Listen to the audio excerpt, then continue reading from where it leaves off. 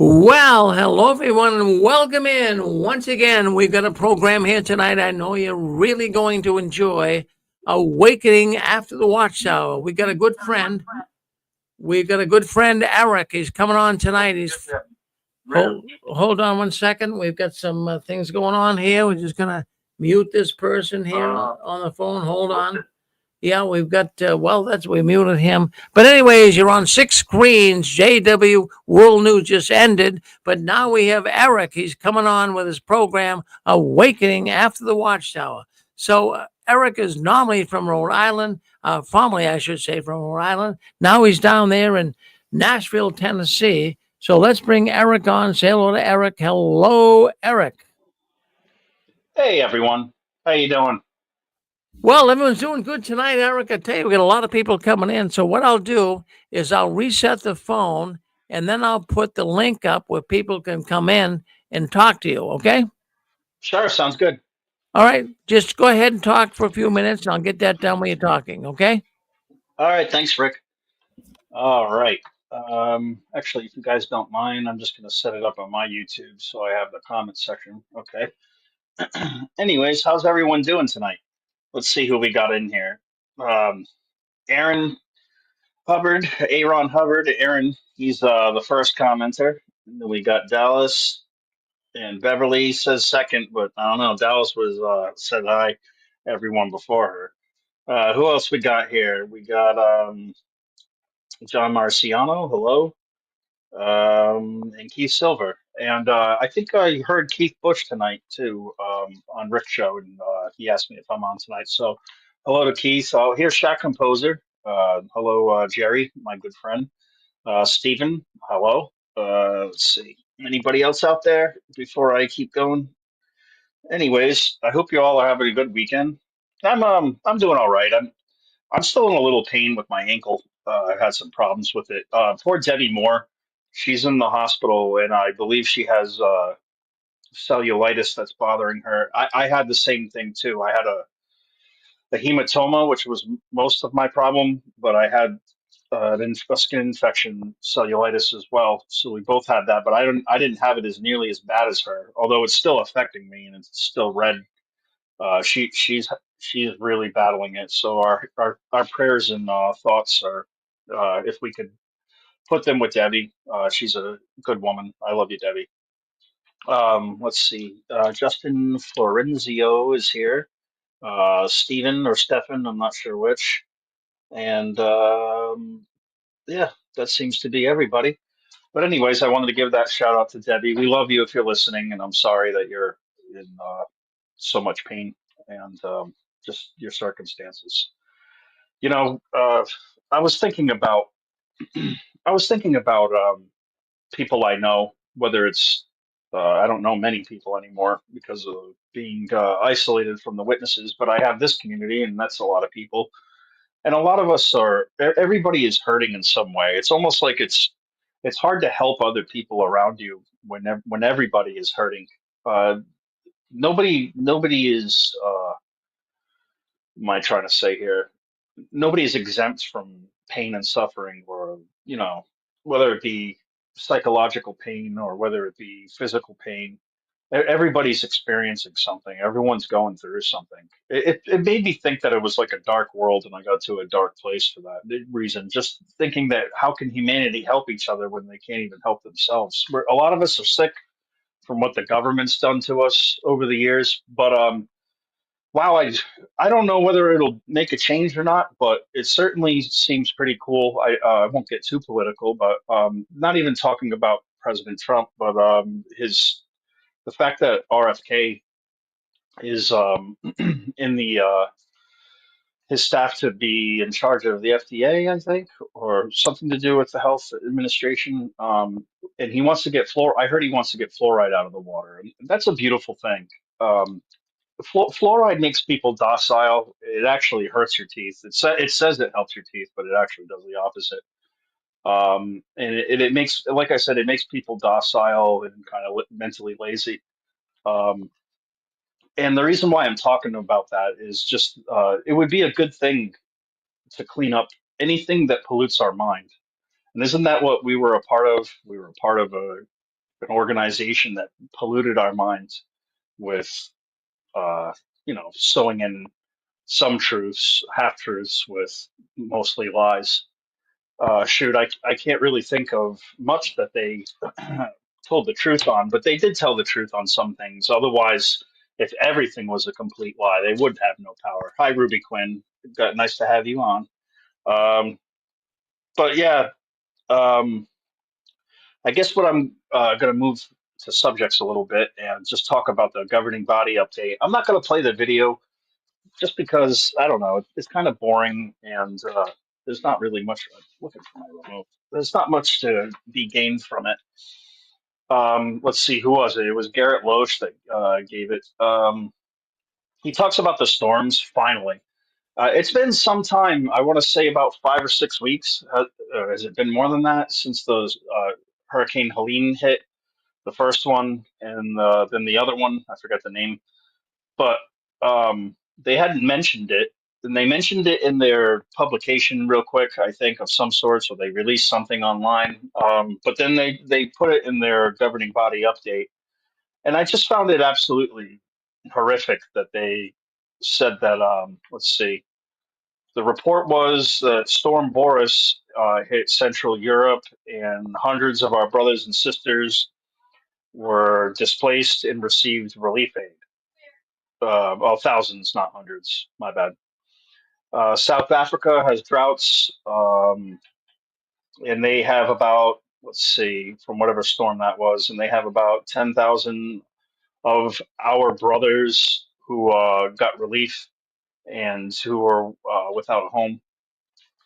But I just find it incredibly selfish and like amazing that it's all focused, everything is focused on them, on what it did to their brothers and sisters. They don't include the rest of everybody else. So then they go on to say that, and this was important. 17 kingdom halls were destroyed in, let's see, where was this? Oh, from Hurricane Helene spread out across the southern states. 2,500 of their brothers were homeless, and they happen to slip in that they appreciate the donations coming in for this work. Um, let's see here. Yeah. So why is it that they? Oh, and the one more thing that I missed. My bad. Three publishers from Hurricane Helene were killed, and it's like three people were killed out of, I don't know. I've looked on Google and I can't find an exact number, but it seems to be in the high hundreds to close to 1,000 people that lost their life, or and thousands upon thousands of people without power and lost their homes. I mean, this is such a self-centered, selfish attitude that I came across. And I've been focusing on them in the storms lately and talking about it on Quora. Um, sorry about that. But yeah, I've been keeping up with what they're doing, and um, they're not even really. I don't think they're talking about it much because they're not doing much, and it's an embarrassment for them. They're not helping people. They only help themselves. It's just a selfish attitude that I can't comprehend.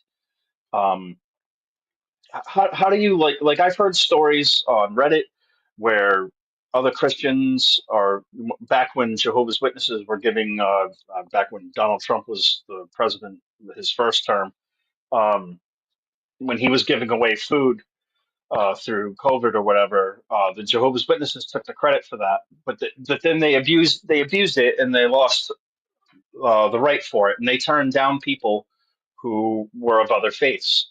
And it just goes to show their attitude and who they really are, and how self-centered these people are, and how they think it's all about them constantly. Let's see. So the other thing that they brought up are the governing body members that were the two of them that were appointed, and then they have on their jw.org app at the top, JW News or whatever they call it. And their Ramapo project is scheduled to come back. Um, and it's like, out of all the things that are happening in the world, you know, they're focusing on the 17 kingdom halls that were destroyed and the three brothers that were killed, or sisters, brothers and sisters. out of all of the pain and suffering in the world. It boggles my mind. But anyways, that's something that I've come up this week. Uh, let's see. The next thing I had was you guys might know him. His name is Vinny Vincent on YouTube. I think the dude's from Jersey. He's a pretty cool guy. It seems like he's been doing uh, some activism and some. It seems like he's been doing some YouTube work and stuff for a while. But I always enjoy what he has to say, and he was talking about whether the fact that when you left the organization, are you still awake or are you asleep? And I found it fascinating. So he kind of gave me an idea to talk about it tonight. So I'll give him credit for that. But it's true. When we leave the organization, do we do we have we let go of that mentality that we need to be told? We need our minds to be told what to do. And I know it sounds silly because nobody thinks they're brainwashed or nobody thinks that it goes about like that. But what was I saying? Yeah, what Vinny was saying is that he had some people blowing up um, his maybe political opinion that he doesn't even push and he doesn't even go there. You know who he voted for just by how he talks, but I respect that because it's not a coward to not um, push your opinion on people. It's actually quite impressive to do that. It takes self control and it's a good thing because, and he made a good point. He said that if you are at the point where you have a belief system and you have to push it on other people and you get angry over it and you have to make them think the way you do, then you're still in a cult. And I think that's really powerful because I've noticed that a lot through this community. And I'm not saying Rick's community, but just the XJW community as a whole. They really have left one cult for another. A lot of people.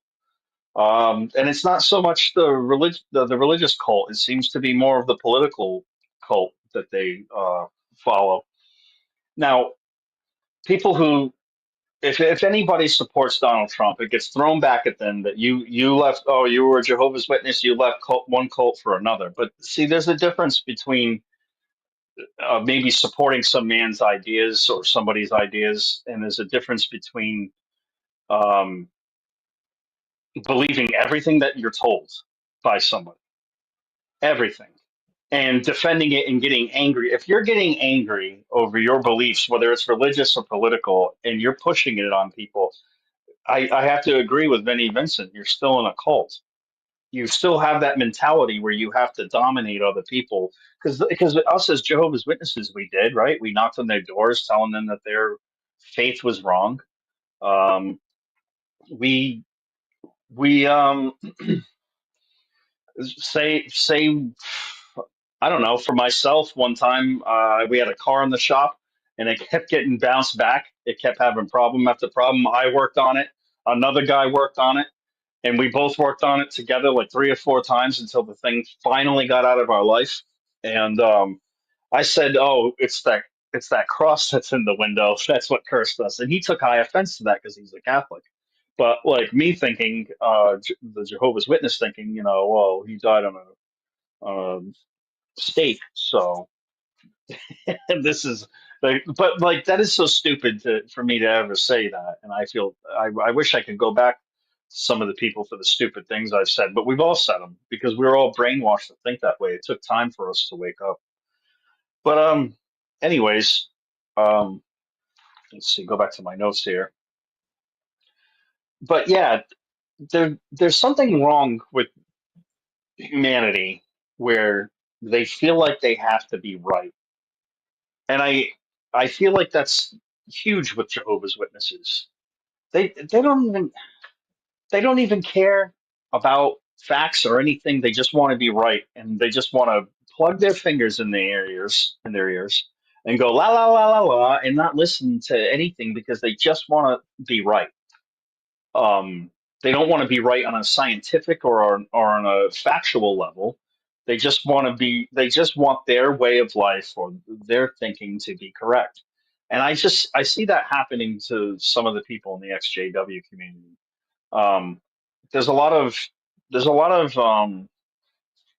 XJWs that really come down on other XJWs that are from a different political party. Or here's the thing, like for myself, I don't belong to a political party. Yeah, I've backed Donald Trump, but like I don't like to say that I'm left or right because it defines who that's defining who I am, and and those parties don't define who I am.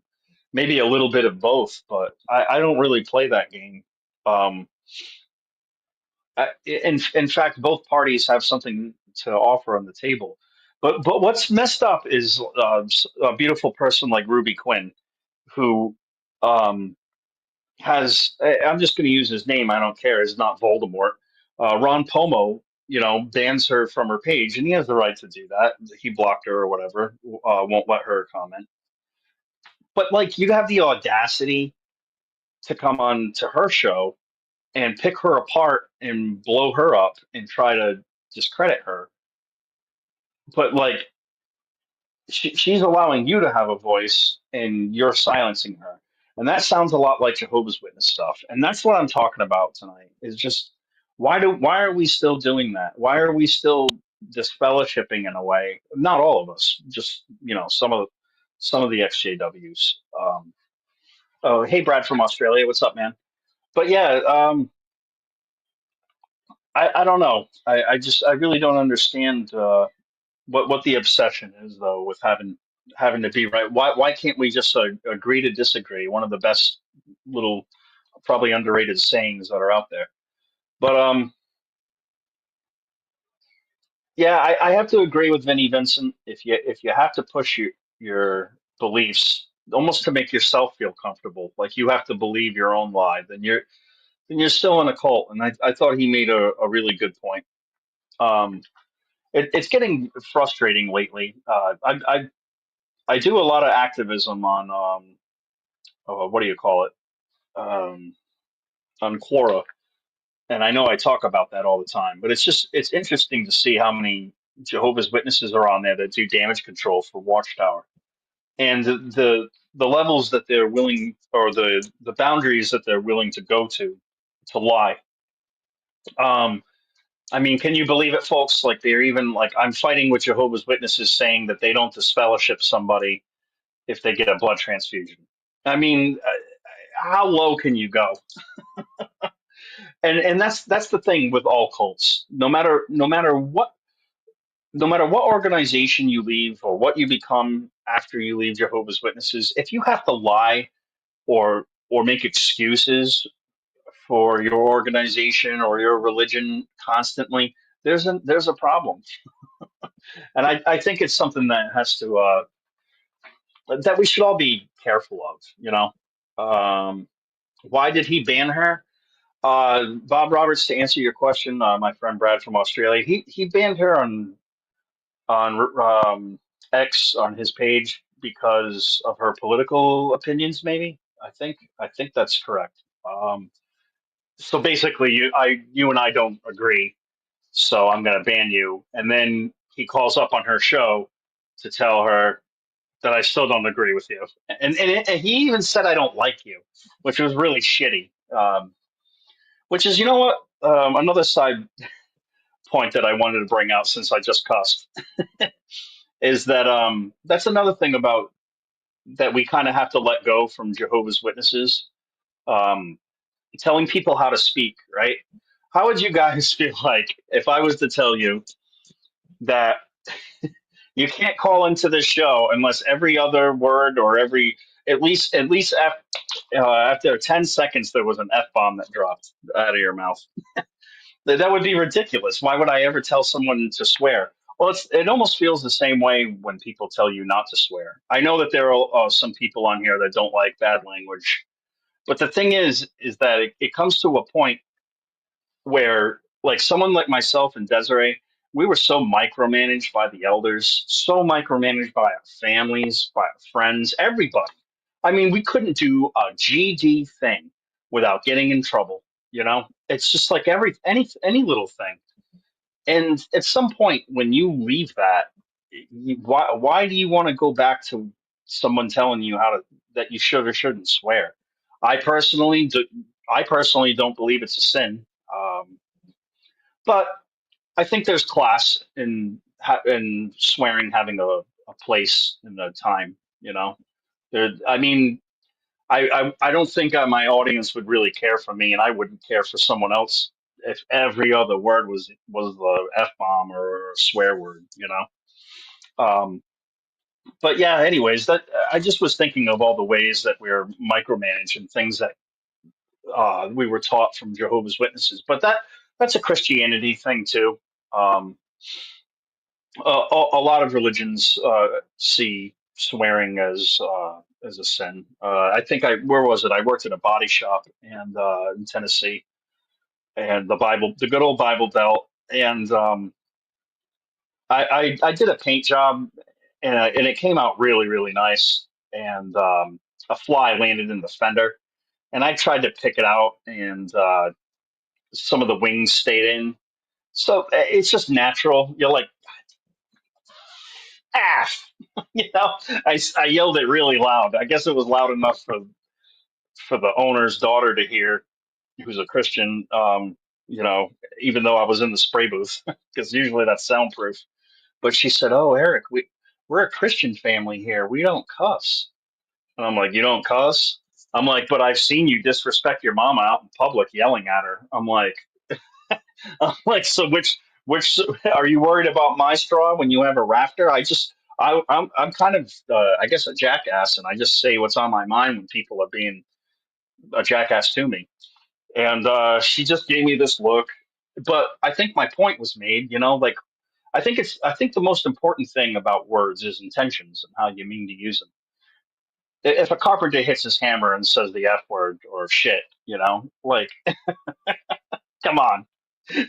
I love it. It's almost like the good old George Carlin joke, where he talks about the seven words you can't use, forbidden words or whatever, and he's cusses, and his father hits him, and then he goes fuck.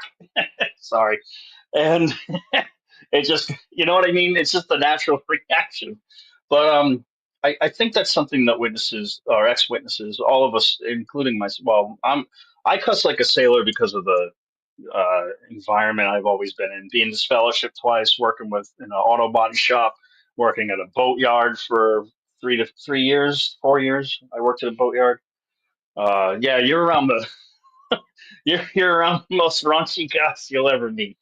But yeah, that's kind of what I got out of the week for XJW stuff, and I've been talking for, let's see here, for at least 23 minutes, and I'll give myself a break if anybody wants to speak up, if anyone's on the lines. If not, I'll keep going. But might be a quiet night tonight, which would be fine by me I have, if we had it. Oh, I have go a ahead. theory. So my theory Go is, ahead. I just took a bite of food, so this is a Oh, no constipation. problem. Bad timing.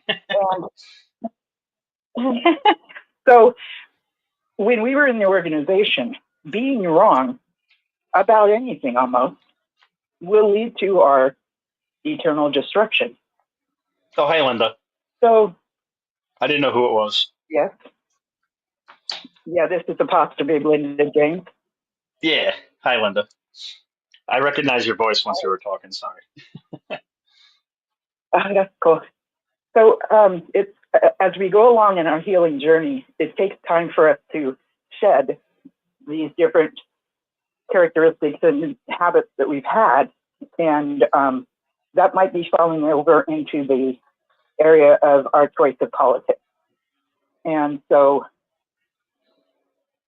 until somebody can get to a place where it's okay for them to be wrong, it's like it is okay to be wrong because you actually get to learn wisdom from your experiences. And when you're right, you get to learn wisdom from your experiences. So getting things wrong sometimes is really beneficial. But I understand that competitiveness of, I'm right and you're wrong. And I think a lot of it stems from the way we were trained to be going out in service. And back in the day, even I think it was under Russell's time, they taught like if you were in the organization for so long and studied the studies of the scriptures or something, it kind of equaled a university diploma or something like that. So they really pushed the whole like how smart you are in the organization, which of course, until you get out, you don't realize just how much you don't know. But that's what we were taught. Like we could handle anything scripturally, and we were right, and everybody else was wrong, and it was our responsibility to convert them. So that mentality might still be going on within politics if somebody hasn't said that. We were truly indoctrinated to do that. I mean, do you recall having that taught to us? What, to be neutral? No, to be when we would go out in service, no matter what they what Oh, that religion we were were, superior and correct. You mean? exactly. We were Yeah, trained yeah. to be We were. I mean, superior. really, like when like Trinitarians, right? We would basically back down from them because they could kick our ass. I mean, even though like I don't believe in the Trinity, but like they have the Yeah, faith way more correct than we do, or did. yeah. But again, if we're wrong within the organization, it pretty much leads to eternal destruction. So it's almost like our life depends on being right, Yeah, even more so than that joy of kind of just finding joy of being right. You know, it's that's a above and good beyond. point. Our life Yeah. actually depends on. So I think a lot of us were indoctrinated in that way, and that could be part of some of that that's going on. But what I don't like is the bullying that happens, which would happen within the org as well, and just crediting and all this, you know, demeaning statements to get someone to be quiet and listen to your side. You know, today we have the freedom to choose, if we choose to become political, what our political stand is and to continue learning about it. And the same with our spiritual walk, right? So Hmm. we don't have to be ugly about it. And I think I've seen it in the world at large, and I'm seeing it in the ex-JW community. And it's very disheartening to me, to not, to be just like quiet and not get back up in their face because I want Hmm. to, because I want to stand up for myself today about things. But then again, I realize I'm wanting to be right. So when I know it's like that, I just kind of step back a little bit. But when somebody starts attacking my character, then I kind of get sucked in. So that's kind of tough, you know. But we have the Well, privilege of choosing and thinking what we think today, right? absolutely. And Yeah. that's where it becomes a problem when other people just want to like they almost get angry at you because you don't think like them, and that's like a major Jehovah's Witness flaw um, in the organization that's passed on to some of us too. As you were Not talking all about, of us. Quinn, I disagree. Well, I disagree with her politically, and I love who? her. I think she's awesome people. Ruby Quinn. Who? Oh, Ruby Quinn. Oh, gotcha. Yes, I disagree with her politically, but at the same time, I think she's awesome people. Like we do get to Yeah. disagree and still be, Yeah, absolutely. you know, yeah. So you And don't have to. and that's what's a cool thing because let's face it, politics isn't cool. It's just not. I think there's an expression that politics is what do they say? It's Hollywood for ugly people or something like that. But like politics isn't a cool thing, and it's a really stupid thing to fight over and not be friends over just because you think different politically or in religion, both of it, right? Well, I think I'm going to heaven. Well, I have a paradise. Or oh, we can't be friends. How Isn't it stupid. right? Isn't it intriguing though when you look up the word apostasy? it says someone who's changed their belief system either religiously or politically. Mm. And we're Yes. allowed to change it. So before we weren't even allowed to vote. And today, the problem with that is if we don't vote, and if your conscience doesn't allow you to, I'm not having a problem with that. I don't think people should unless their conscience does allow them to. But once someone's conscience does allow them to, I encourage them to vote. But the fact that the organization made that decision for us, it disenfranchised us, which means we have no voice according to the government. We don't have a voice. Like, Mm. I mean, there was this whole thing of like suffrage that happened for like 100 years for people to get the rights to vote. So it's a big Yeah. deal if somebody allows them to. Or I don't think the members realized that that was also the consequence of the doctrines that we were being taught as being neutral, you know? Yeah. Yeah, you're right. Absolutely. It's also made Jehovah's Witnesses kind of politically stupid. Not all of them, but a lot of people don't watch the news, just stick their head in the sands, the witnesses. Um, I know my mother-in-law doesn't know anything. Um, and my dad kind of knows what's going on, but not really. And my mom, not at all.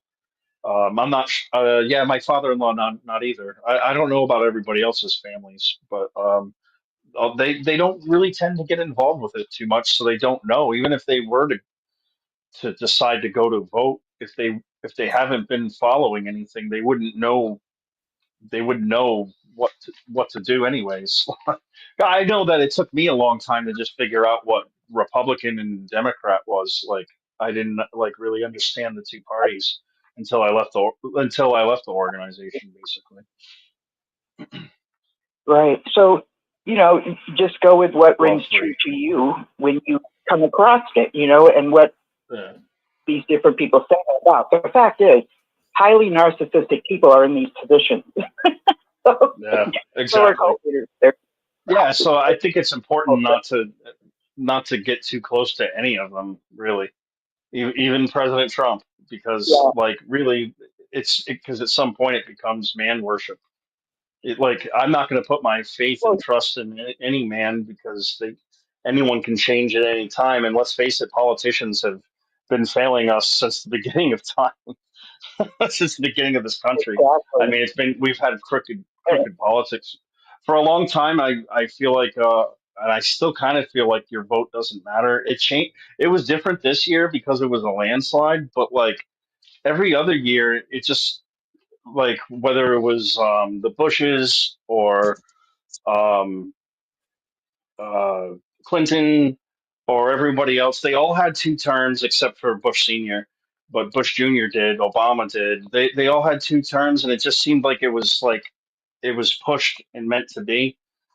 Whereas this one felt like it was out of left field, like it just happened out of nowhere.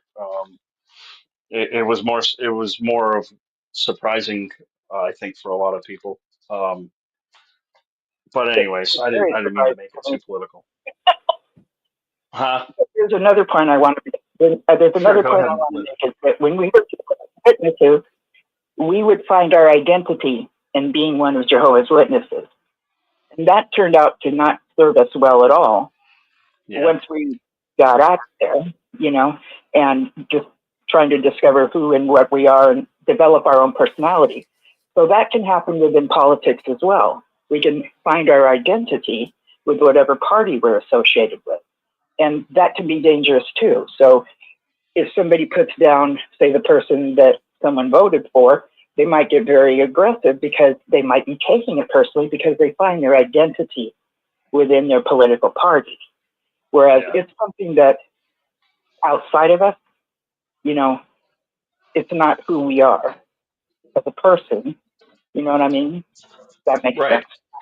Yeah, it does make sense Okay. because like I just don't feel like even maybe Christians will be upset at me, but I don't even really completely like calling myself a Christian or a religious person or anything like that, because it's not that I'm afraid to. It's just that everything is cut and dry when you identify yourself someone these days, and people's personalities and opinions and the way they feel and think aren't that cut and dry. It just because a person, I don't really get like. I used to always just think that it was, even when I was a witness, it was so stupid, the left and the right. It's just like, what if you're neither of those? Like, what if you're a little bit of everything? Right? There's no like, Right? you Yeah, can't really classify yourself as a person in a party, in my opinion, yeah, and I can understand what or a you're talking religion, or a about. religion. Yeah, you and I have a few disagreements, but we used to do a show together, and we did pretty well, and that never got Yeah. in our way, you know. And it doesn't Mm-mm. have to get in somebody's friendship. It doesn't have to get in the way of somebody's friendship. Like you were saying, Right. you're quoting kind of you're quoting him. Like if you feel like you have to, you know, change their beliefs, you are in a cult. You know, like Right. that's the kind of passion we used to have, and we literally believed that their blood would be on our hands if we could not convert them. You know, it was pretty, the way that the organization, the leadership taught us to think, it was pretty awful. So today it's like, you get to respect me and I get to respect you. Yay, we get to choose. We actually get to vote if it's okay with our conscience, you know? This is something that that was taken away from us. That's horrible, you know? And given Oh us yeah. a reason that, whatever that reason was, you know? So, yeah. So we don't need to find our identity within our political party. It's Or something. religious, or any of that doesn't make us. Yeah, You know, like even the atheists. Like I know some atheists that are good people, and it's like like I I see on Quora all the time. Christians just completely bullying atheists and telling them they're going to go to hell and to save themselves first. And I'm just like, you're making us all look bad, you crazy wackadoos. Like, um, if yeah, you want to really use the Bible, there was someone called Thomas the Doubter, and he didn't believe that Jesus was doing the stuff that he was doing. And it wasn't until he saw the proof in the pudding that he swore his life to him. But it's like, yeah, you know, that's in the Bible for a reason, because they was saying it's okay to be skeptical. right. I And mean, you were could you talking imagine about, if we heard like, "Hey, Linda, I got this guy over here in Tennessee. He's healing people." You'd be very, he's, you know, he'll take away your arthritis, everything. Like you'd be very suspicious. yeah, no, no, I got to see it to believe it.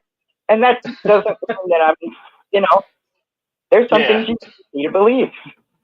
You were exactly. talking earlier about it, it was on Cora about they don't, argument about somebody said that they don't disfellowship those that do receive a blood transfusion. And Yeah, they said that no one would ever know that they were getting a blood transfusion. That was one of the. I didn't say that, but that was one of the points they were saying, that they don't get into your business. And I'm like, then what the hell is the hospital liaison committee? right.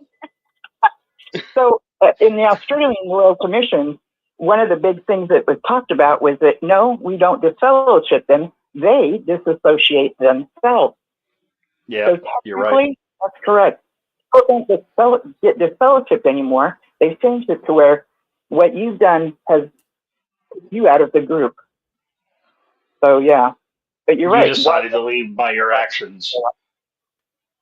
Exactly. Which in other groups, your actions will kick you out of other groups as well. You know. But the Yeah. fact that they make your family and friends not speak to you is horrendous, especially when you weren't allowed to have any socializing with people outside of the organization. Oh You know, yeah, that's you're right. when you're kicked out into no man's land, you know? Yep. Okay, I'll let you go. This is a great Oh well, subject. thanks, Linda. You got a show tonight?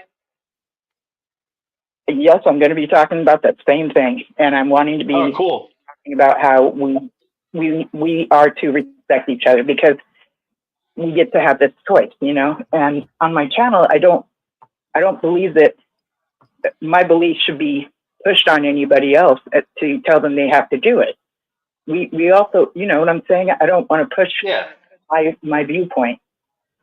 I can tell them my viewpoint, but it's not, I don't expect them to have the same viewpoint. We get to have different viewpoints for whatever reason, you know? So yeah. Well, It gets hey, we'll all head over to your show after this one is over because I'm gonna go on till okay. maybe I don't know midnight or so. Um, but yeah, That's we'll great. we'll we'll all pour over to yours. Okay, yeah. And we need to be respectful for others that have a different viewpoint than we have. That's part of the Sure. privilege of leading that totalitarian regime that we grew up in, where we weren't allowed to have any other belief systems but what the organization told us to have. And it was like a kaleidoscope. It was changing all the time. You know, it was Yeah. very disorientating. It's very disorientating, you know? For sure. Okay, I'll shut up. Gaslighting is another word too. We've Oh, been yeah. gaslit so That's much. what yes, politicians do that too, you know? It's amazing Yeah. how similar those two can be, you know? But the fact is Article 18 of the Universal Declaration of Human Rights is the freedom of religion. And that's the one that Jehovah's Witness lawyers go to court with all the time, demanding their human right of freedom of religion. But Mm. they do not give that human right to their members. Because part of Article 18 does say that this right entitles you to change your religion and belief systems, which means you can have another religion or none at all.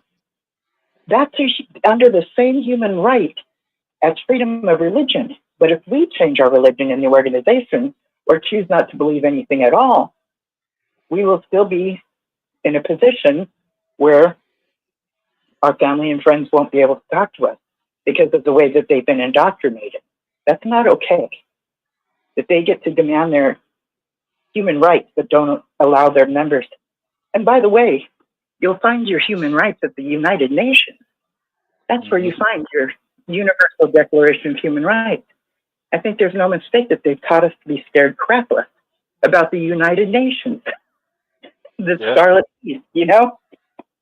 So yeah, look them up and learn them because they are your human rights as well. They're universal. Yes, there are some countries that don't acknowledge them, but the U.S. does, and they are our human rights. Yep. Okay, Well, I said before, but I'm they've been going. doing a poorer job of it lately, but hopefully it gets better. I don't know.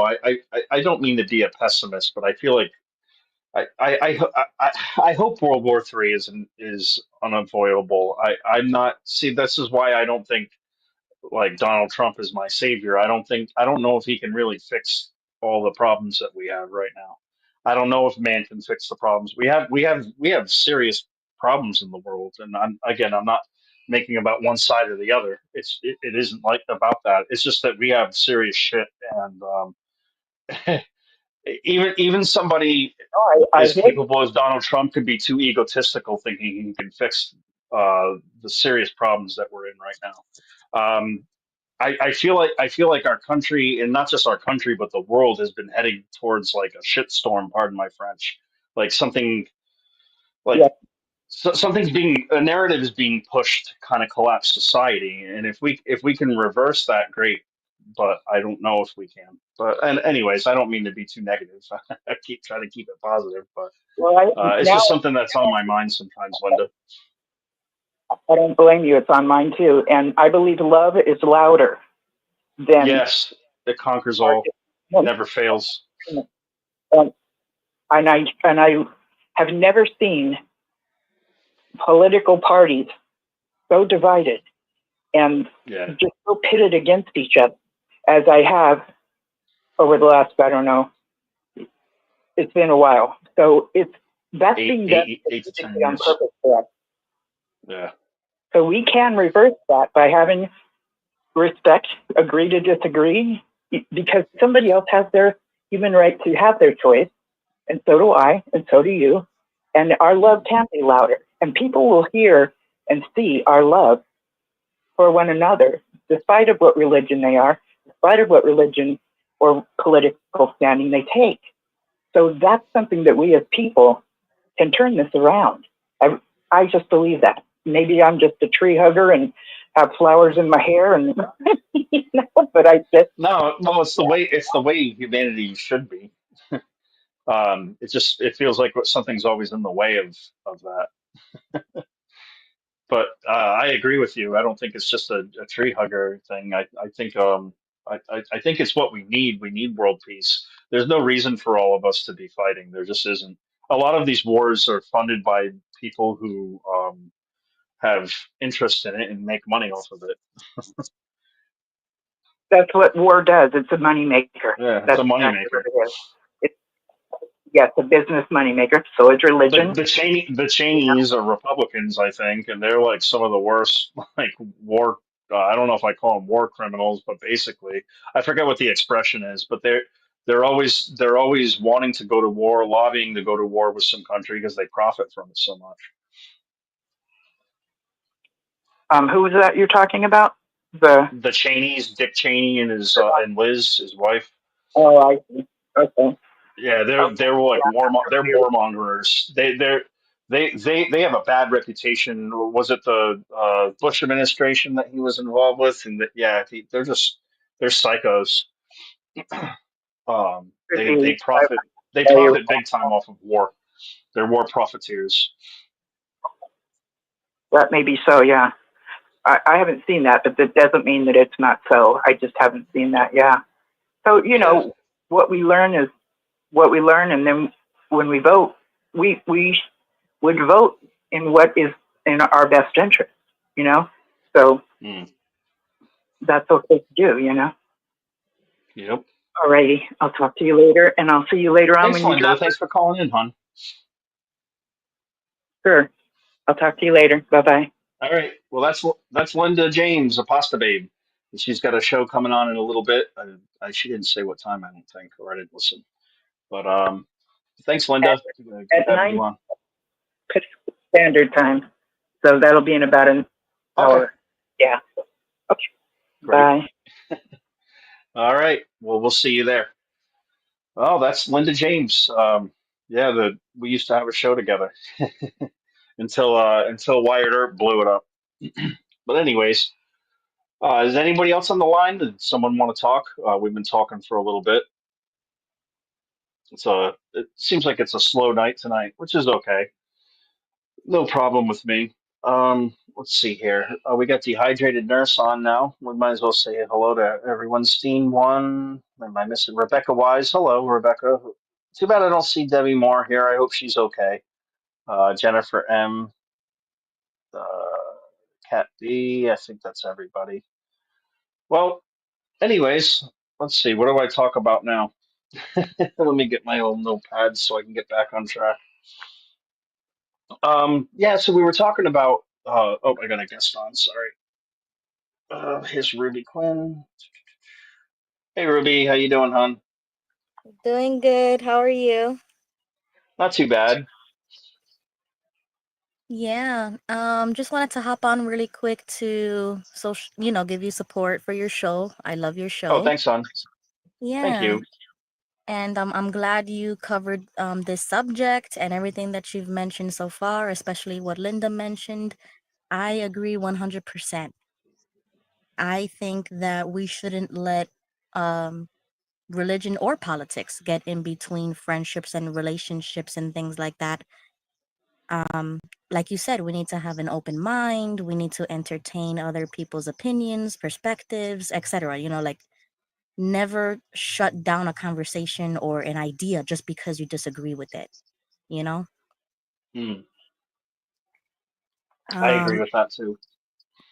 yeah, yeah. And I appreciate people like Linda who, they say the truth. They say, oh, I disagree with her, but and then they go on to say how they they don't mind other ideas and opinions like that. You know what I mean? Like, I respect that more than how other people have, like, treated me in the past, like you mentioned, Ron Pomo. and they just take a different route that doesn't make any sense. You know what I mean? Like, is illogical, is not reasonable.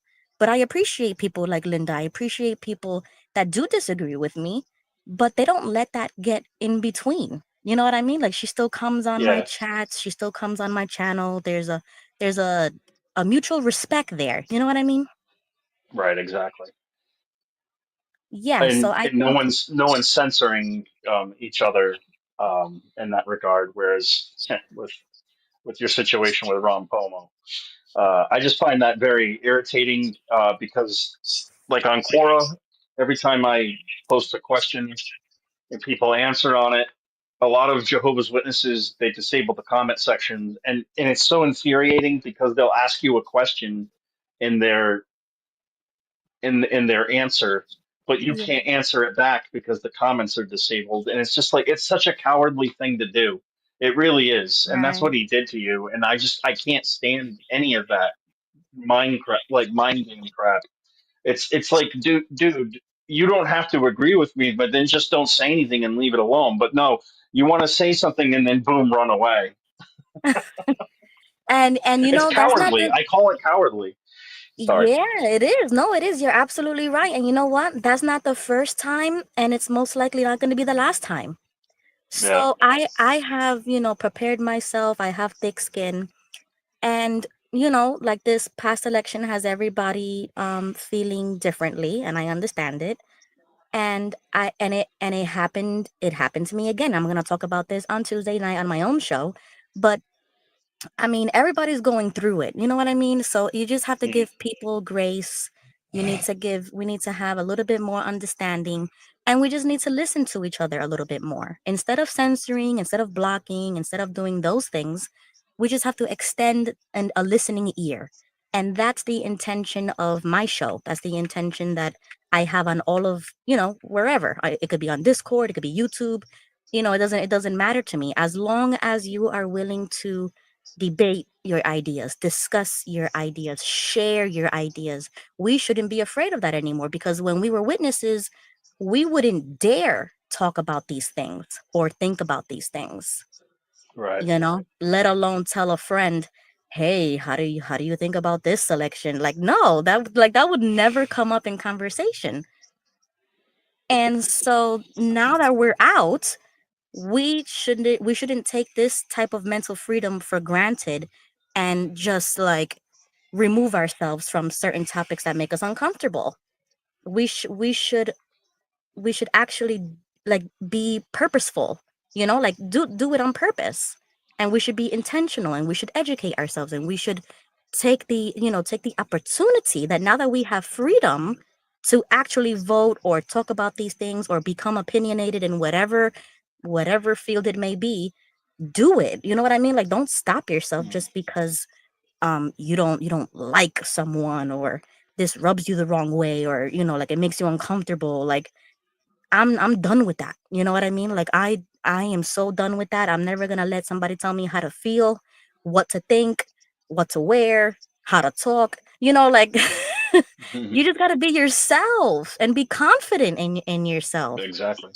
Yeah. Hey, Ruby, do you think that the witnesses, like the governing body, didn't want us to be political and be neutral, not because of a biblical reason, but because if they kept us politically spayed or politically castrated, if you will, then we wouldn't get involved with the politics of Watchtower. It's just something that came up. What do you think about that I believe that. Yeah, I do. I would say yes because possibility? ju- Yeah, oh yeah, and just like yeah. how dirty it could be Because sometimes, how anytime a people. politic uh, topic comes up, what do they say? Leave it in Jehovah's hands, right? Yep. If something happened, like a say some kind of absurd child molester got away with something, like, oh, just leave it in Jehovah's hands. Like, no, nope. That's a good point. That's a good He point. ain't here right now. He ain't. I mean, he's here, I guess, in the heavens, but he ain't doing nothing. He's not acting out. He's not striking people dead. I mean, come on, get real. That's a very good point. That's Hey, a very John. good point. You I know think your something? name is I will John. tell you something. Excuse me. Your name is John, right? Yes, that's correct. I'll Okay. tell you something. 1972, I was Joe's witness, and I did not tell anyone, but I voted in the 1972 presidential election for Richard Nixon. I was a Richard Nixon man, and I always had been. And I know at work, a gentleman was supporting George McGovern. And George McGovern was very liberal from South Dakota. Me politically, I was moderate conservative, like Richard Nixon. Hmm. And I thought that Richard Nixon did an excellent job trying to stop the Vietnam War and get our troops from the Vietnam War and have the Vietnamese fight their own war. And I thought he was doing an excellent job. Inroads to China. So anyway, we had a discussion about who's the best candidate. But we also could discuss the situation in a very, very good way. In other words, I conceded a few things. He conceded a few things. So we didn't have no big debate or discussion. We debated our issues intelligently. I did not insult him. He did not insult me. You had two qualified men. Even though I disagree with McGovern is more than qualified to be president. After all, he served as a senator, South Dakota. He was a long-term senator and politician. So was Nixon. He was vice president under Eisenhower when I was a youngster. He was Congressman Nixon in 1946. He became Senator Nixon in 1950 when he beat Helen Hagen Douglas. Matter of fact, that's what she gave him the label of Tricky Dick back in 1950. Incidentally, she was the wife of the actor Melvin Douglas.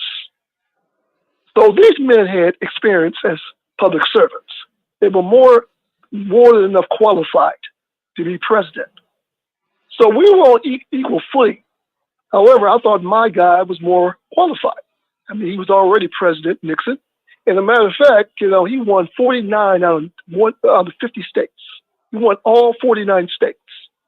He only lost Massachusetts. So that goes to show you how much we, when I say we, I'm talking about the United States, the American people, felt that this was the best man. I still think Nixon was the best man. If Nixon woke up today and wake him up, I would vote for Nixon in a heartbeat. He's more qualified than anybody we have on the planet today. Anyway, I'm saying this to say this. No matter what side you're on politically, there's at least one or two things that you can concede to the other side. And what I notice is that when I hear people having the debates about today's politics, no one concedes anything. They'll concede anything. Mm-hmm. I mean, that's impossible. No side is all right and one side is all wrong. There's no such thing. Even though Nixon was more qualified, in my opinion, than McGovern, I did concede to this gentleman that McGovern made some decent points. And he conceded that my guy made some good points. There is no one side has all the right answers, on the other side all the wrong answers. So when I hear people debating politics and no one concedes anything, that really tells me that they're really not doing their research. Because there's no such thing as one side being right about everything. That's impossible. And even though I can sit there and be against a candidate that I don't like, I can still concede, well, they make a good point here. Well, I agree with this. Well, the moment you think that your party, whether it's political or religious or whatever organization, the moment you think that they're 100% right, that's how you know you're in a cult. You're literally eating everything they tell you. Even our mainstream media can be a cult because they've been lying to us so much that they really can't be trusted that much anymore. A lot of what they say is just kind of nonsense. I mean, like I've heard them say misogyny and homophobe and whatever else so many times, and people get called that so many times that it just those words lose the value of what they mean. You know what I mean? And that, the media is just pushing propaganda. We need a more honest media that's not so corrupt. Our mainstream media, and that could be a cult in itself, just to believe everything you see on TV. You know. The problem is here. Years ago, in my day, there was only 3 networks. There was no social media, as you know, no internet, as you know. What you have is too many people talking about things they know nothing about. Yeah. Don't do their research. Everything's emotion. They don't. Yeah, They you're don't. right. They don't really know what. They don't know what they're talking about. And I'm talking about both sides. They don't know what they're talking about. Yep. And the thing is, the people. Let me tell you, the ones who are really, really qualified to run this country are all dead. There's no FDR. There's no Richard Nixon. There's no Lyndon Johnson. There's no Dwight David Eisenhower. They were more qualified to run things than we have here today. And I'm talking about both sides. We got some really poor candidates. They're not most of them are not qualified. And what it is that what we have is a lot of people who are ignorant, scared, and desperate. And whoever has the biggest mouth and can tickle their ears, that's where they go with. And I can understand their concerns. Their concerns are very legitimate. I'm concerned about the immigration situation. I'm concerned about these things as well. I'm concerned about the economy. I'm concerned about what's going on about the prices of groceries. I'm concerned about those things too. But the thing is that you have to have people who are not trying to pimp you into voting for them and toying with your emotions. That's what I see. People's emotions are being toyed. Like I said, back in 1972, Richard Nixon was qualified, and so was George McGovern. It's just a matter of where you felt politically. Me, I was always moderate conservative. Even though, like I said, I was a Jehovah's Witness. I didn't tell anybody where I was politically. I didn't tell them I voted. Okay, I did that secretly. But that's where I've been politically, moderate conservative. And Nixon was in my the way I felt. Dwight David Eisenhower was moderate conservative. Whereas McGovern, he was more liberal. He's very liberal. That's not where I was politically. But I still could see a couple things to his guy. This gentleman's guy was McGovern. So I could see that. I said, well, yeah, I think McGovern, that's a fair point. But what about this? He could see things on my side. That's how you have intellectual discussions with people politically. But that's not what I hear a lot today. What I hear is a lot of insulting each other. We didn't insult each other. And I never hear no one concede anything. They don't concede anything. There is no such thing that one side has all the answers. So when you support a candidate and they're wrong and they right about everything, then something's wrong with that picture. Yeah. There's no such thing. There's no such thing. And here's another thing. We had higher standards back in my day. The standards were higher. We have low standards today. People they don't care how they behave. They don't care how they look. They don't care about anything. When you got a bunch of trashy people, I'm not saying everybody, but we got a lot of trashy. But you also have people who don't care about their work ethic anymore either. They don't care about anything. I'll tell you what they do care about. They care about pleasure. And they love pleasure in whatever form that is. That they care about. But they don't care about nothing else. So How people are is reflected in how society is and what we get as leaders. So you got to understand something. When you have low standards, you know what's going to happen? Some fly-by-night bum is going to come along and toy with your emotions. And that's what's going on now. They're toying with your emotions. If you have high standards, they can't do that because they're trying to con you. If you have high standards, they can't do that. So what happens is when your standards are allowed to get low, then of course you're gonna allow yourself to be pimped and conned. And that's why do you think we had better politicians back then? The standards were higher. A lot of ones who are now would never have made it back then. They would never got elected in the 1950s. Never.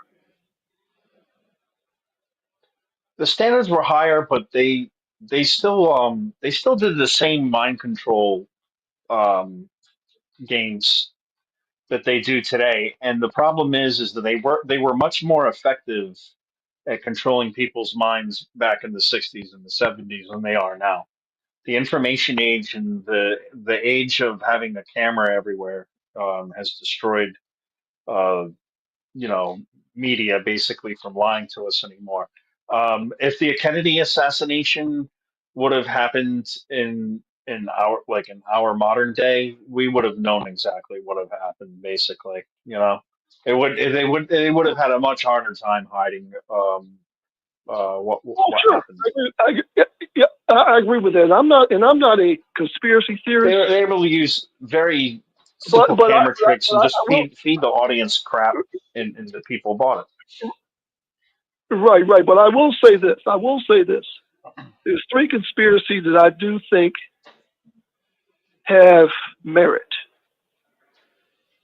President Kennedy's assassination, his brother Bobby's Kennedy assassination, Senator Kennedy's assassination, and Dr. Yeah. King's assassination in 1968. Those three, I think, has merit. Because I read a book. A lady wrote a book about Robert Kennedy's assassination, and she indicated that it doesn't mean there aren't any conspiracies. There are some conspiracies that are real, but they had research behind them. They had weight behind them. It had to have some weight to it. But the thing is that 1930s, we have a gentleman by the name of Huey Long. Huey Long was Louisiana governor. He ran for governor of Louisiana back in 1924. He didn't win, but in 28 he won. So he became Governor Long, Huey Long. Very brilliant man. Graduated from law school in 1 year. After 1932, Excuse me, sorry. he ran for the Senate. Became Senator Long. And he started something during the Depression called Share the Wealth Club. Now he was a brilliant man. Huey was a very brilliant man, but he also had the experience of being a leader. He's governor of a sovereign state, so he had the resume to be president. And of course, he got assassinated in 1935 in Louisiana. But my point is this: you always have people. Anytime there's a crisis, you have a lot of demagogues come on the scene. I'm here to save you. People have to be very careful about that. That's why you cannot allow yourself to get so depressed and so despondent, because a fly-by-night bum, trust me, they will come along and exploit your feelings. And there were a host of them back in the 1930s. As I mentioned, Senator Long was legitimate, but he took advantage of that as well. Okay? And everyone is not going to be sincere about being a public servant. Sure. It's not. And so you have to understand something. In the 1930s, you had a lot of people join the Communist Party. Why did they join the Communist Party? Well, the reason why is because they were starving, they were desperate. And so when you're desperate, you get a tendency to listen to someone come along and give you a bill of goods. That's how that works. the secret is, do not allow yourself to be so despondent and so gullible to listen to someone give you a bill of goods. Okay? So you have to be able to think on your feet and not allow yourself to get so depressed and so despondent. And I understand there are legitimate concerns, as I mentioned before. I'm concerned about the immigration situation. I'm very concerned about that. I'm concerned about the prices of the groceries. I'm concerned about all those things. But I'm not going to allow myself to be conned in the process. I'm not going to do that. Yep. So that's something that I think people need to keep in mind when they have in discussions with people. Remember, one side does not have all the answers. Keep that in mind. The Don't most allow. important thing to do, like Ruby was saying earlier, is to have a free thinking and a critical mind, and just you know, don't allow yourself to be to basically follow one train of thought. I'm not completely saying what she said, but summarizing. Yes, and look, we all going to side somewhere politically. In my particular case, I've always been moderate conservative. That's me. Okay, but somebody else may be more liberal than they think, and that's okay too. Hmm. That's okay too. The problem is that when you get extreme right or extreme left, that's when you run into problems. Because some people they call them liberal. They're not necessarily liberal. They're more leftist. They're beyond liberal. Someone who's they call a right wing nut. That's someone who's beyond conservative. A lot of a lot So, of um a lot of conservatives are actually more like liberals today, or like in the center. They're more like in the center than like the right.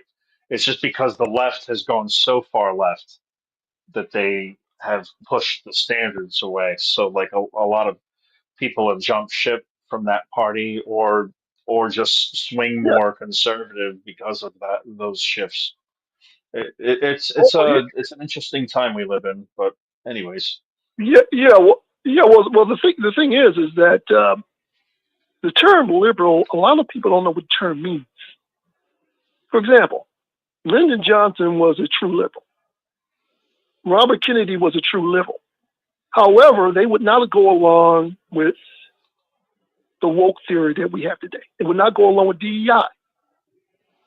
They would not go along with that. They would not go along with transvestites reading to children in libraries. They would not go along right, with that. even RFK Jr. abandoned his party. You know. Yeah, but I'm saying this as his father, whom I knew, I didn't know him personally, I but know, but I'm saying even the son was like, nah, you know, the right. son didn't want Oh, anything to yeah, do right. with it So either. what? So I'm just backing Oh, you up, wait, saying that yes, if they were alive right. today, Okay, right. they wouldn't be a part of that either. Exactly. So first of all, and that's my point is that they call everybody liberal, and that's my point. They don't know what the word means. They're not. These people are not liberal. They're leftists. They're not liberal because a real liberal would not go along with that nonsense.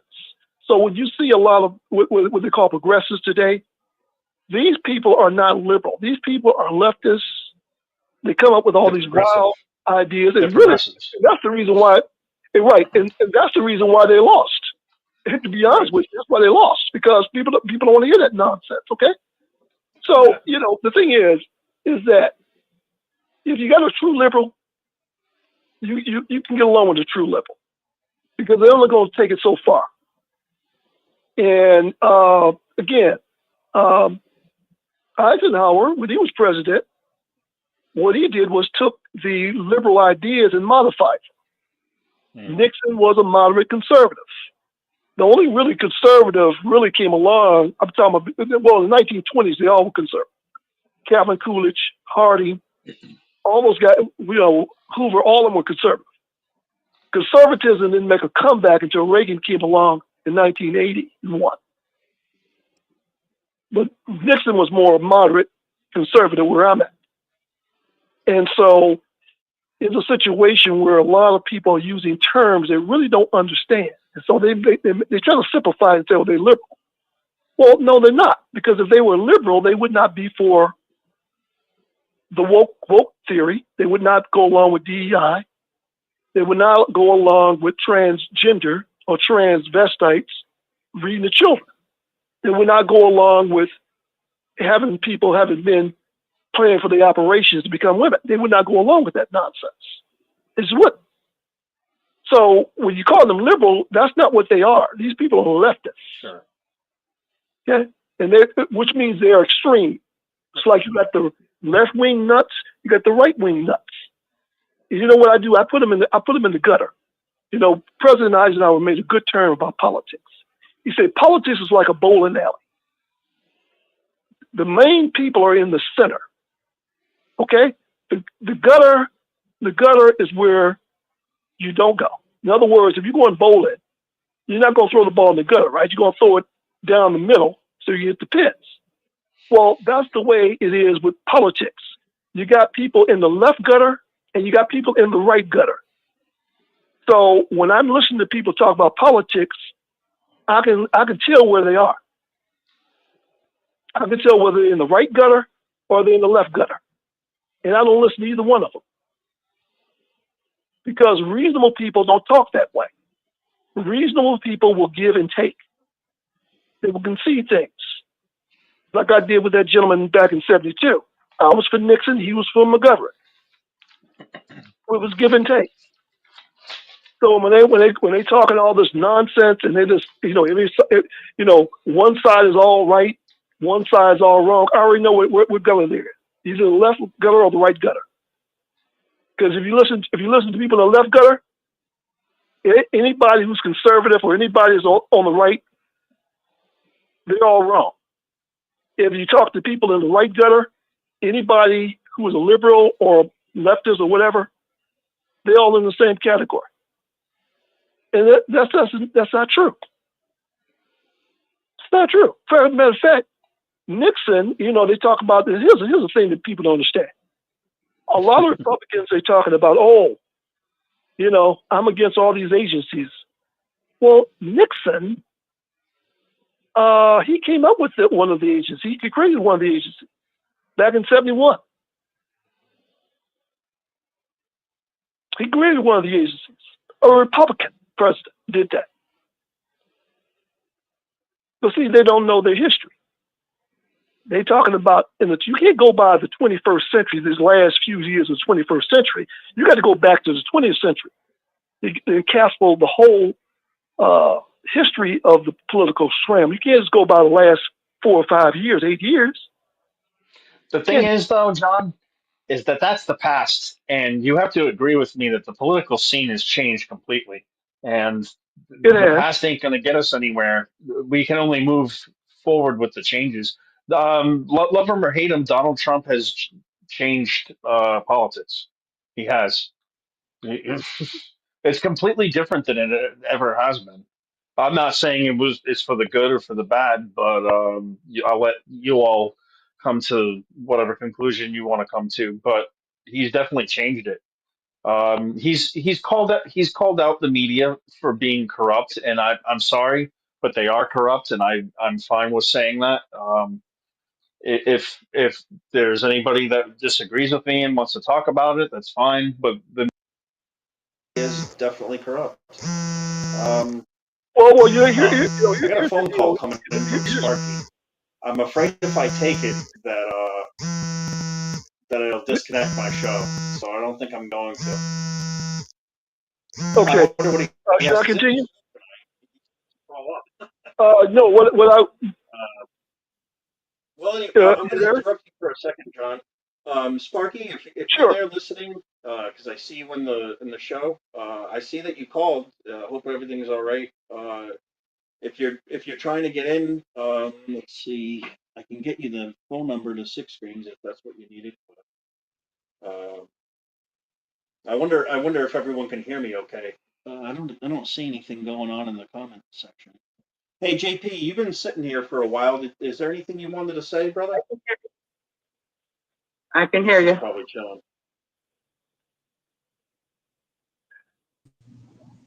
But anyways, Eric, can you hear me? the vibe in the room now. Sorry, everybody. I got too much going on at once. Hey, can you You hear still me, with Eric? us, John? Yes, I'm here. All right. I didn't mean to cut you off, brother. I wonder if That's everyone okay. can hear That's me okay. okay. Just let me know in Eric, the can you comment hear me? section if everyone can hear me. I can hear you. I I'm can hear pretty you. sure everything's fine. I can hear you. I can hear you. With StreamYard, sometimes you never know. But Eric, can you hear me? anyways, you know what? There was a comment on here that I wanted to bring up from Dehydrated Nurse if I can find it. Yeah, she Eric, can you says, hear me? or he or she, I don't know, male or female nurse. I am a vaccine injured nurse and would never vote for Harris because of the mandate. I voted for Biden in 2020. Yeah, that sucks to be hurt from that for sure. And you know what, the governing Eric, body were pushing it. Well, not pushing it, but they were just encouraging it, saying, "Oh, 90 something percent of Bethel has been vaccinated," and it's infuriating when people are getting hurt from it. That it's been suggested at all that it Eric, shouldn't can you be. hear me? Our doctors should have suggested to us. Yeah. Anyways, is Gilbert on here? Hello? Somebody said hi, Gilbert. I haven't seen him. Eric. Anyways, yeah, I don't know. I'm running out of steam a little bit. Is there anybody on the phone lines or anybody that wanted to chat a little bit? Eric. I'm having one of those. Er- I don't know. Just I got this infection, this injury that I've been healing from, and it's still not right, and it's taken me a long time. I know I'm repeating myself, but I still feel bad for. Okay, thank you, Becky Wise. I don't think Eric can. No, Eric, you still there? Eric, someone is on. Really? Why can't I hear them? Huh. Eric, Who's talking back there? Eric, can you hear me? Man, I wonder what's This going on. is John. This is Eric, John. John and JP are trying to talk to you. Can you hear me? Eric, this is about debate. Can you hear me? Hold on, y'all. Nope, I don't think he can hear any of them. Okay. Sorry to interrupt, gentlemen. I just wanted to. That's okay. I don't think he can hear us. He can't hear us. Yeah, I think you're right. Yeah, I'm listening. Yeah, we just got to wait. We just got to wait until he fixes it. Yeah. Okay. I'll see y'all later. Okay. Can you hear me? Can you hear me? I can hear you, but I don't think Eric can hear us. You guys can talk then. Oh yeah, We can hear each other, but Eric can't hear us. Yeah, you and I can talk, I guess, until Eric can come back online. Thanks, Linda. Yeah, I think he's muted. That's too bad. It's a possibility, it's possible. It's got to be a little patient and see what whether you fix it or not. I just texted him. I think he's checking it out right now. Yeah. Can y'all hear me now? I can hear you now. I can hear Eric. Yeah, I can hear you now too. I think my headset died or something happened. Sorry, everyone. Yeah, no problem. No problem. That was confused. How long did I talk with where I thought nobody was there? I don't know how long that went on. That's okay. That's okay. You know what's weird is my earbuds. It didn't say low battery for me to switch out the other one. It just died. I finally figured out that it was coming through the speakerphone of my phone, but I could barely hear it. It was quiet. But yeah, sorry about that, everyone. No problem. No problem. No problem. Eric, the last thing you said was that Trump changed politics. Remember you said that? Yeah. Okay, I don't think it's the case he changed it. I think he used what's going on today. I think it was already there before he ran. I really think this change was in the country among working people.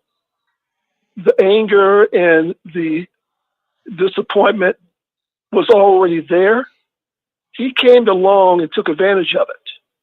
I don't think he changed it. See, you know, politics come third. First, it's the cultural change, and then they come along, a politician comes along and rides the wave of the change.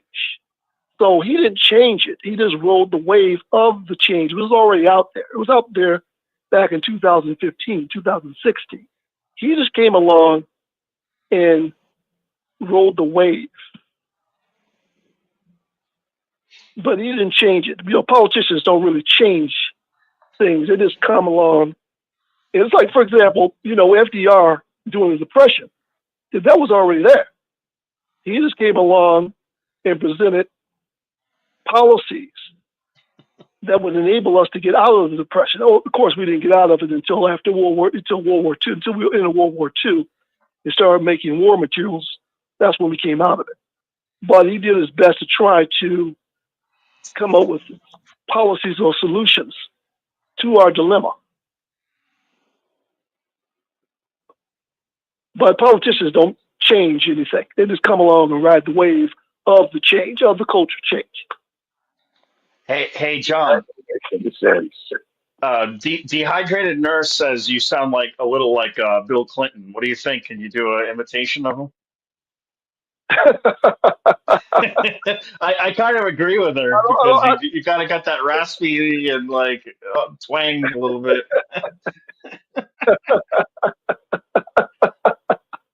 Well, I'll Come on, tell you. John, say it. I did not have sexual. Well, I'll tell you something. Yeah, I'll tell you, that's a compliment because Bill Clinton was a hell of a politician. I didn't inhale.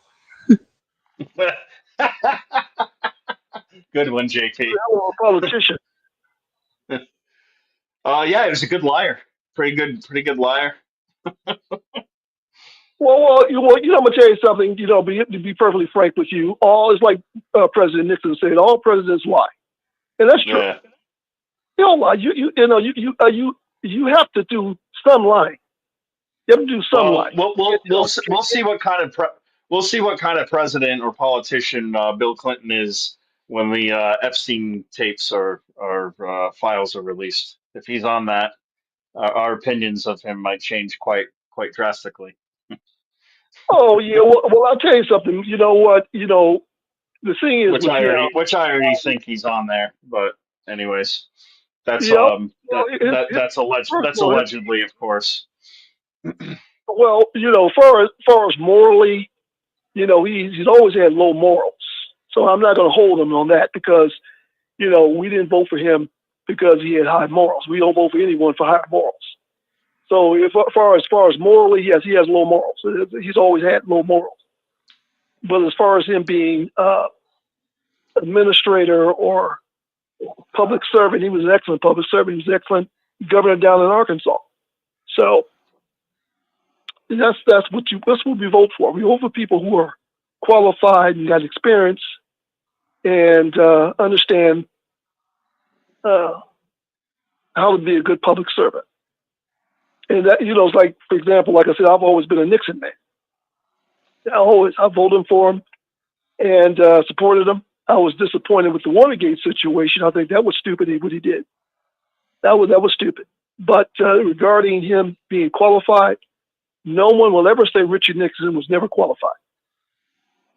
No one would say that. On either side of the spectrum, he's more than qualified. He brought in Henry Kissinger, Professor Kissinger from Harvard. Very, very brilliant man. And Nixon was a brilliant man. But and that's the kind of people who you want to have as president. Well, a brilliant man. Somebody who's brilliant. Understands what to do, wherewithal, how to be president. Understand foreign affairs. That's who you want. You don't want someone tickling your ears and playing with your emotions. Now, granted, all politicians do that to some extent.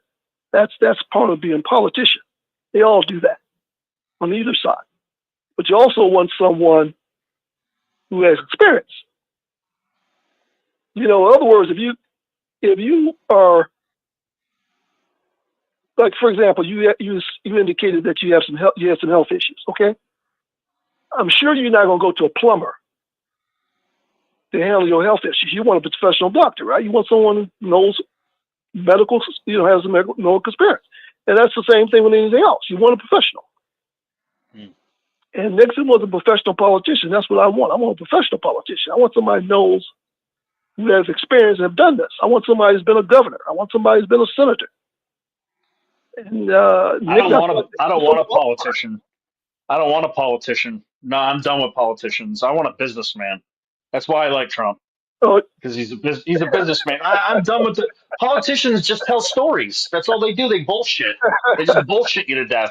Whereas you got a guy that actually will make a business deal with you and go boom, done. All right, next. No more BS. No more just telling people what they want to hear. You actually just do it. That's why I said. That's why I say he changed politics, because he's like, he's honest. It's like, hey, President Trump, you say that you think that women are fat, disgusting, and ugly.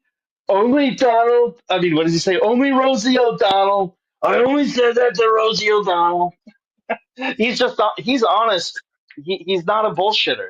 Most politicians, oh well, what I meant to say by that was, I was just talking, and try to weasel their way out of it. He's like, no, I said it. And that's how he's just a straight shooter. Whereas we always have, every politician is the same before him. Every one of them tells lies all the time. I did not have sexual relations with that woman. Yeah, you did. You shoved a cigar up her, what, and you had oral sex with a dude. I mean, seriously. I Yes, mean, he and, did. and Yes, he did. Yes, he did. But you know and something, Eric? I'm not saying Trump's innocent either, but when it No, comes no, to, no. and all that crap I doesn't know what matter, you're saying. because it matters about running the I know. country, not Right. That's true. That's true. That's true. But be honest with you, Eric. I'm gonna tell you something. The minute that you put your hat in the ring, you're a politician. You may not be an experienced one. You may not be a good one, but you're a politician. So I think it's hilarious saying you're not a politician. Once you throw your hat in that ring and right. you are in elective politics, you are a politician. Now, Well, he is now. Reagan was. Excuse me. Oh, I was just saying Trump is a politician now, but it wasn't Well, something that he well, came from. he, He no, got thrown in. He got thrown into the he, thrown into it. He was a politician when he ran in 2015. He was a politician. Yeah, I get he became And one then, but he's never been a well, governor well, or. see, but that's what I want. I want somebody who's been a governor. Like, for example, I want somebody like Reagan. I want somebody who has a profession as an Out of actor. all the presidents you mentioned, Reagan's the only one that I'm like, okay, yeah, Reagan was kind of cool. I dig Reagan a little bit. Was it Reagan that said the scariest words that you can hear is "I'm from the government and I'm here to help." I think that was Reagan.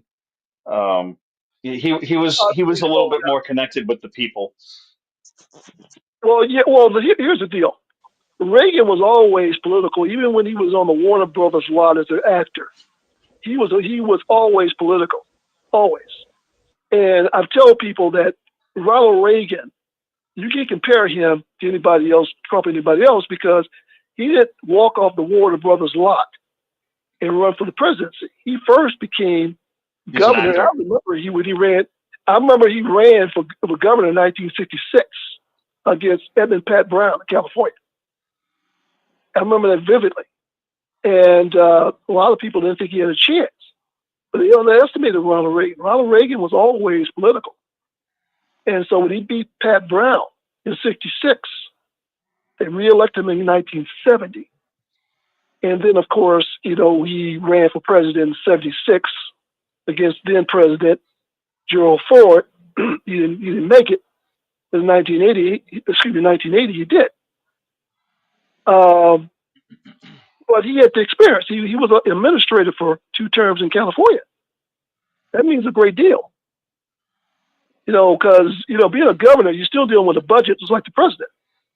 So, excuse me, that's a very good resume when you're running for president that you've been governor of a sovereign state, or you've been a senator, a congressman. If you've been all three, that's even more so. Well, Nixon wasn't a governor; he was congressman, senator, and vice president on the Eisenhower. Anyway, yeah. Johnson, congressman, senator, vice president on the Kennedy. These things meet. Experience does count. They do, and I have no problem with a businessman becoming president. But then you look at this. We had a businessman as a vice president. We had Rockefeller, Nelson Rockefeller, but he was also governor of New York. He was vice president under Ford. We had another gentleman. He didn't make it to the presidency, but he came from the business world. He was president of American Motors. George Romney in Michigan, Governor Romney. He ran for president in '68. So my point is, that's not a problem. But you don't start off running from zero to the top. Yeah. I want to see some experience. I'll tell you what, John. I do appreciate the call, but I kind of like to get it off the subject a little bit. We're getting too deep into politics. Sure. So I just Sure. I don't know how I'm gonna pull it out somehow, but I'm not telling you to leave. But I'm just saying that I just don't want to get too. No, we can change it. We can change the subject. Hey, Eric. The thing is, Yeah. Hey, JP. we're talking politics. We're not arguing. We just talking. No, we're not arguing. It's going. My audience is getting bored with it, and so I just kind of. I understand. Yeah. I got it. I got it. Noah, just going along with John real quick. Yeah, go ahead, buddy. I think that Trump did learn how to become a politician right away, even though he wasn't experienced with that.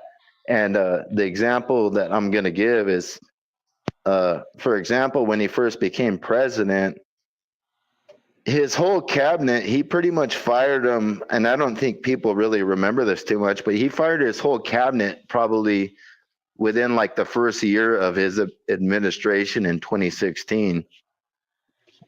So he had to learn the ropes of politics like pretty quickly and stuff, and he wasn't so comfortable with just hiring people that had been in politics for so many years. I mean, initially when his first cabinet started, he did, but he got rid of them right away. So he's kind of the outskirts of the political people that have ran in recent years. But that's kind of one thing that's interesting about that is from him coming from not a political background.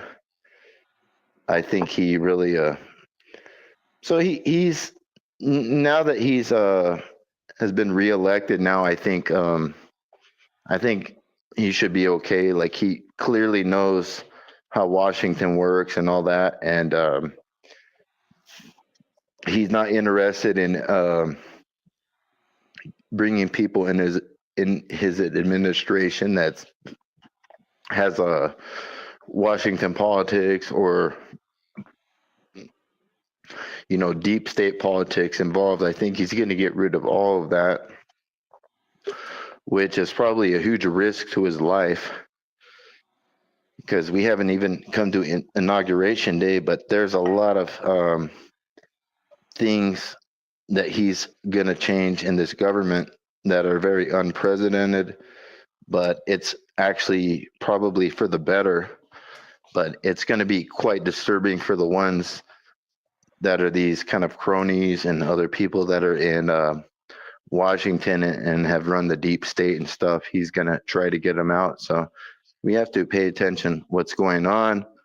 I hope he can make it to inauguration day and get through it.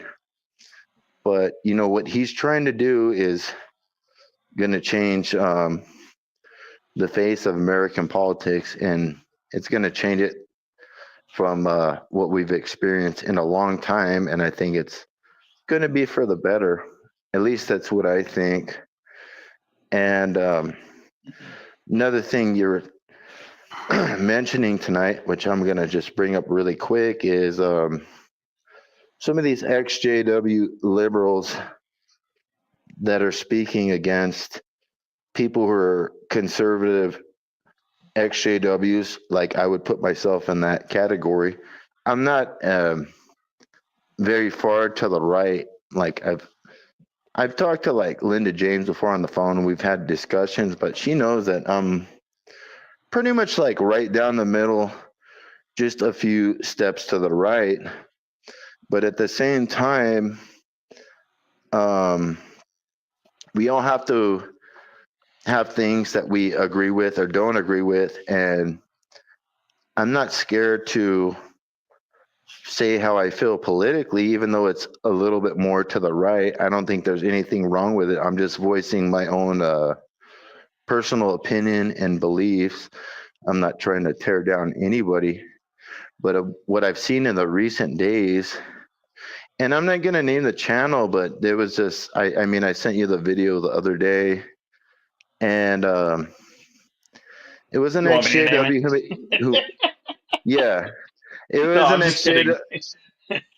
He is an XJW who made a live video, but he was pretty much, in a way, he was accusing all of us, you know, who are more conservative XJWs as being a part of a cult and leaving the witness cult and joining a new cult. And then he went on to, I mean, to myself, I think he just stuck his foot in his mouth, because then after that, he proceeded to kind of disfellowship us all and say that, you know, if you have these political views and that he doesn't want to have nothing to do with us and blah, blah, blah. And I think that's okay. Like, that's fine. Like, I'm not going to disfellowship them. I won't, not be any of their friends, but I just think it's kind of, it's just ridiculous, you know, that that we've come to a point where we can't have different opinions. We could still get along and all that, but I think ultimately, because I was upset last night, and I was talking to Gigi for GB, and I was venting to him about how pissed off I was about that. But I slept on it today, and I'm like, you know, I don't really care too much as I thought I did. If these people want to call us names or don't want to speak to us anymore, that's fine.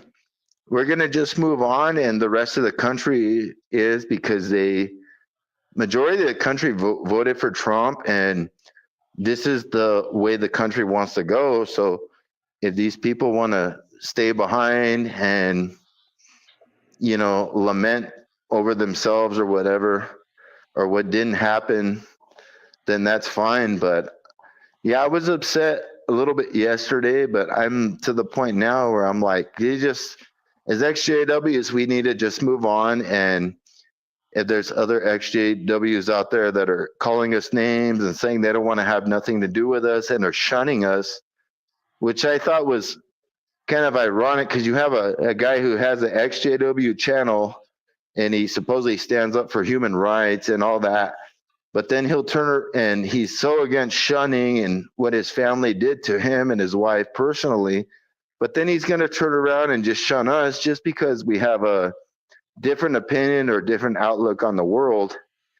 And I think he's doing nothing more than what witnesses do. So I would say people that are like that, just go back to the Kingdom Hall. We don't need people like that around anymore. Just No go shit. back to go Yeah. back to the hall, and you know what I mean.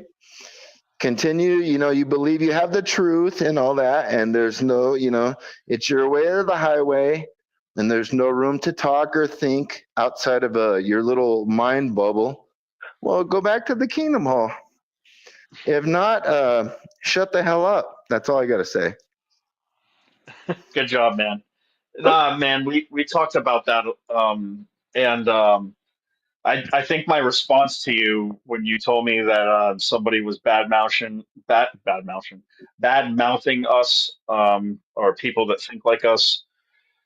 I told you I don't. I think my response to you was I don't waste my time with soy boys, and Yeah. I just don't. I just don't. Um, it's hard enough to have to handle Jehovah's Witness stuff, but never mind those guys and gals that just are so out there. and like controlling and wanting you to think like them.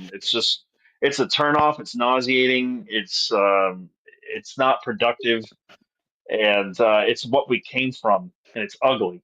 I don't. I am completely turned off from anything that resembles Jehovah's Witness at all whatsoever. I'm just like I don't want anything to do with that, you know. But anyhow, Uh, uh, I don't blame you, Eric. I don't blame you at all. But I think what the problem is that, when we were Jehovah's Witnesses, we lived in a fantasy world, essentially. And now we're living in the real world. And some of them may have a difficulty understanding that we're now living in the real world. And in the real world, people have different opinions and different views. And we're not all thinking like clones like we were in Jehovah's Witnesses. I think that's essentially the problem. yeah, that we're thinking like Jehovah's Witnesses too much, huh? Well, the thing is, when we were Jehovah's Witnesses, we were all thinking like clones. We all falling in line. And the thing is that now we're living in the real world. And in the real world, people have different opinions and different thoughts. And so I think some may have a difficulty trying to adjust to the real world. But this is how the real world has always been. People have different opinions and different thoughts. And we're not just falling in line, listening to the organization tell us what to think, how to think. Right. Yeah, I mean, I agree. It's almost like the Jehovah's Witnesses, a lot of them say, well, if it wasn't for Jehovah's Witnesses, where would we go? They like quote the scripture about Jesus, but it's like you can go anywhere. You can do whatever you want. You don't get it. Like Christ is your That's right. mediator. You don't need man to tell you what to That's right. do. That's the biggest problem. Is that but some people That's want to right. be sheep. Some people want to be sheeple. They want to be sheep. They want to be told what to do. It's too Yeah, scary to come up with their own morality or their own views on life. They need to be told. very And I true. didn't Very think true. that that was actually a thing, but it is. People actually do want to be shepherded. It's really bizarre to me That's because true. That's I've always been such a true. free spirit and I hate control. I think that's why I never did well in the organization because every time someone tried to control me, I resisted and I got angry and I had a mouth or I did something wrong or said something wrong to the elder or whoever. I had no business being a part of that organization. I didn't fit into it, and I Well, think that's why I well, was well, picked on well, so much for. yeah, well, Eric, as you can imagine, I was not a very good Jehovah's Witness. If I voted in the Me 19th either. presidential election, as you can imagine what kind of witness I was. But yes, the thing is, they have this feeling that we're protected because Jehovah's going to protect us and that whatever's bad out in the world, Jehovah's going to handle it. He's going to take care of it. If we have someone who's mean to us, we're going to say to ourselves, well, Jehovah's going to take care of that. Well, none of that is true. Like, for example, I'm sure you can relate to what I'm getting ready to say. We went out to field service, and they said that the angels protected us while we were going over and looked over us as we were going out to field service. Well, that's not true, because if that was the case, then why is it that someone got shot while they were out in field service sitting in their car? Where were the angels then? And there's been other incidents where people have gotten shot as Jehovah's Witnesses. So we were sold a bill of goods, a lie, essentially, and we were conditioned, indoctrinated to think that all these things are true. And now we're in the real world, and this is how the real world operates. You got someone going to Mass, Catholic Church or Lutheran Church. They don't think that way. They go to their service on Sunday, and then they take care of themselves, Yeah, and sure. that's it. I wanted to answer a question that somebody had for me. This is from Chris. Eric, did you ever tell an elder off? Um, uh, in more ways than one, yes. Okay. So the mild way that I told an elder off, or maybe you could say it was the intelligent way to tell an elder how you feel about him was we were out in service together, and it was this elder, my wife and I, and a good friend of mine's sister, friend of mine as well. Her, but like I grew up with her brother. We were close in age, and anyways, we're out in service, and it was he's the Kobe, the coordinator of the body of elders, and he was on my first judicial committee, and we were going to a return visit, and I look over and I see a dog taking a dump, and the brother's name was Jeff, and I said, "Hey Jeff, look, that dog is thinking of you." And he looks over and he sees the dog taking the dump, and he goes to me. He starts to laugh, and he looks at me and he goes, "Watch it, Eric." That was my nice way of telling someone off. Uh, the the bad way that I told someone off was, let's see. I told the brothers off without swearing during a judicial committee with my wife and I wrote a letter to them telling them that they were spiritually abusive to us and neglectful. They didn't like that, and we got into an argument over it. The final straw where I blew my gasket was when I found out that my cousin, who was my best friend, had died prematurely in his life.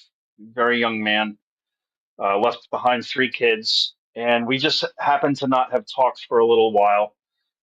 3 months have gone by, and after he died, when I found out, and yeah, I called one of the elders, and completely told him off and dropped every horrible word that you could ever think of to call somebody.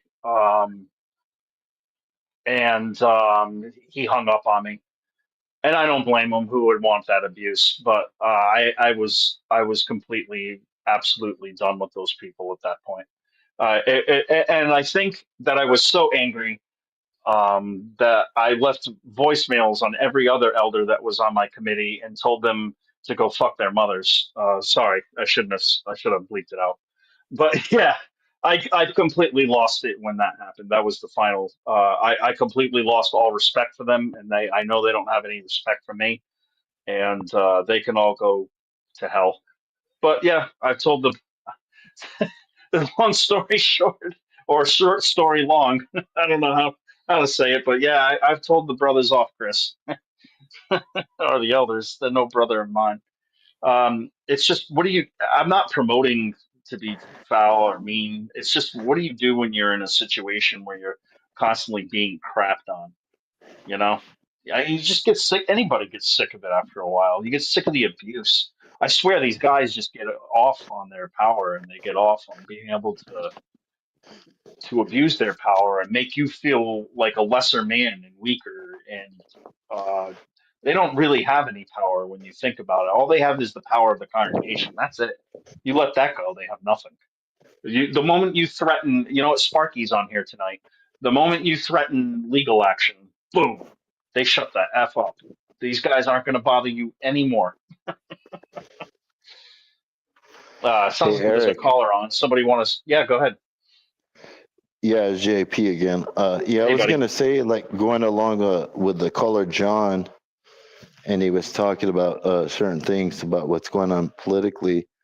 I would tell him to go look at the last video that Dr. Todd Grande made, and I sent you that video too. But yeah, Dr. Todd Grande, and he's talking about the election results of Donald Trump. But what was interesting about what he was mentioning in that video was he's not sure, but he thinks that maybe there should be kind of a study going on, because there's so many things that people on the left were just denying and just saying that what was reality was not reality, and kind of like they want to make up their own truths, like Ben reality. And he can't come up with an explanation for that, why people on the left do such things. But he was saying something to where there should be a study, but he's not sure, and he doesn't know if it's some kind of a erosion of critical thinking skills that a lot of the American public are you know experiencing right now at the time, or that. But I thought it was just a great video, and I think a lot of XJWs should check him out. He's got a good channel regardless on just the topic of Trump winning. He analyzes, because he's a doctor of psychiatry, and he analyzes a lot of different people throughout history and other such cases. But he was analyzing the recent election, and I just thought that was interesting, the conclusions that he was coming up with. And another one too was about how we can't get along anymore, and a lot of people kind of want to make the excuse that there's differences or there's things that we're fighting for. But like he was saying, throughout American history, we've always there's always been things that we didn't agree with as Americans, but we were always able to recognize our fellow Americans as human beings, and that they have an opinion, and that they have a right to their opinion, and able to speak and voice their opinion. And that's something that he was saying that he sees that's lacking in the United States today, that it's almost like people can see what the truth is, but they want to bend reality in order to make the truth fit their viewpoints, even though deep down inside they know that what they're saying isn't what reality is and the truth. But they're so I don't know, it's kind of like they're so into themselves or a certain thing that they aren't able to comprehend what reality is. I don't know if that makes sense, but I would recommend people to go watch his video, Dr. Todd Grande. He's pretty good video that I thought he really summed it up really well. Nice. Can I add That's something? cool. Yeah, go ahead. Romans 13, 1 through 7. What about those scriptures where it talks about God has mandated the governments, that he chose these people in government? So does that mean that he's behind this government? He's behind Trump? I don't think I don't know what you're getting at, because I don't think any of us have incited that. All right, well, sir, Romans 13, 1 through 7 Okay. is what I looked up. And it says that God has established all governments and that people should be subject to the governing authorities. This means that God has ordained the institution of government, and that its purpose and role are mandated by God. Okay. So what's your were question? We were taught that as witnesses growing up. Yeah, right? we were. Yeah. Okay. Now, does that still stand? Me personally, I don't personally believe that. I mean, I don't know if this is following the Bible or not. It's just my personal belief. I'm not pushing it on anyone. I just don't believe that God is involved in our affairs. I think he's just letting whatever the heck happen. That's just personally how I feel. When people say, why is pain and suffering happening and this and that, I don't think he's involved. People want to say that Donald Trump was saved by God. Bullshit. Pardon my French, but there's no friggin' way. What? Oh, so Donald Trump is more important than Corey? I agree. Donald Trump. No, hold on one second. Donald Trump is more important than Corey Carpenteri.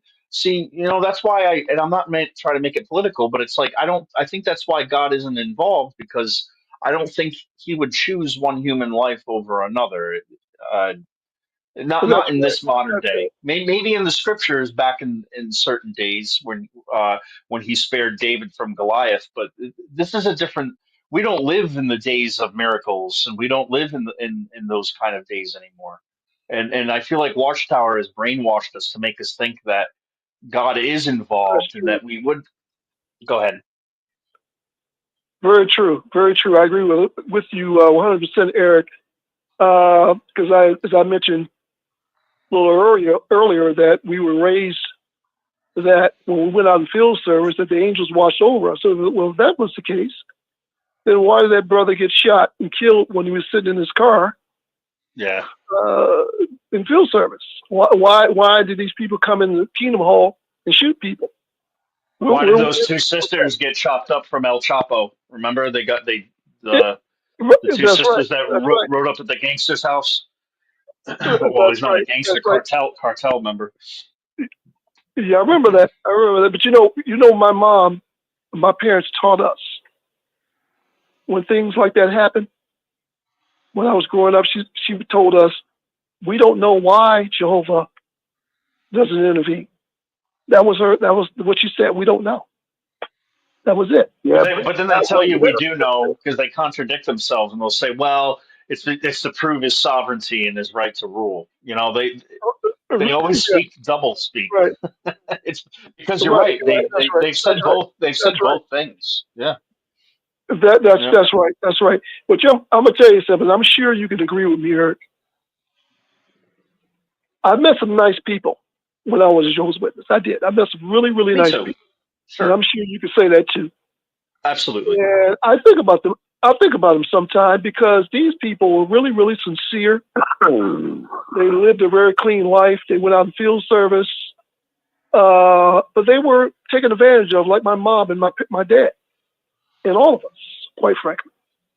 These really nice people, good-hearted people, were taken advantage of, and now they're no longer here, and they just waste their lives listening to men, essentially. And it's a shame. It really is.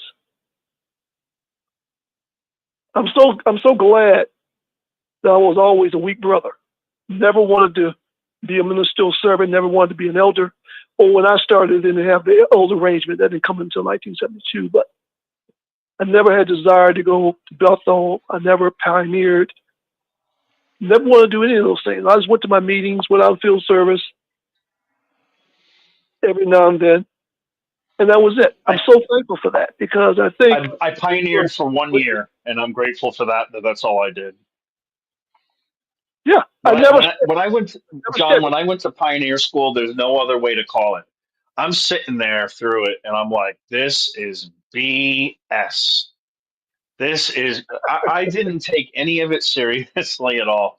I think I was 18 or no, I was 19 years old, about 19 years old, 18, 19 years old. And Anthony Morris was my pioneer instructor.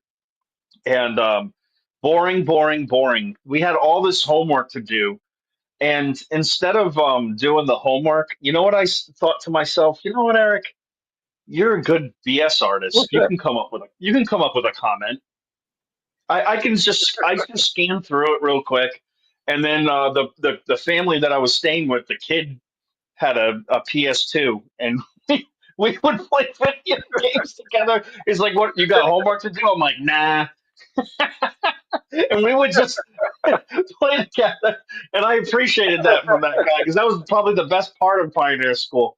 Man, boring as heck. I fell asleep during Anthony Morris's talk, and everybody's heard me say this a million times. But yeah, he woke me up quite quite sternly. By he knew I fell asleep, and he asked me to read the next paragraph, so I had to tell the audience that I had no idea where we were. Um, and then I worked on his car after then, after because I was an auto body in the beginning part of my career in my youth. But I buffed some stuff out for him on his rental. Um, so I went to his home. They're in a pretty nice condo that they were set up. He was the district overseer at the time, but I could see why I still really don't know. All we can do is speculate why he left or why he was booted. But he's a very strong, Mhm.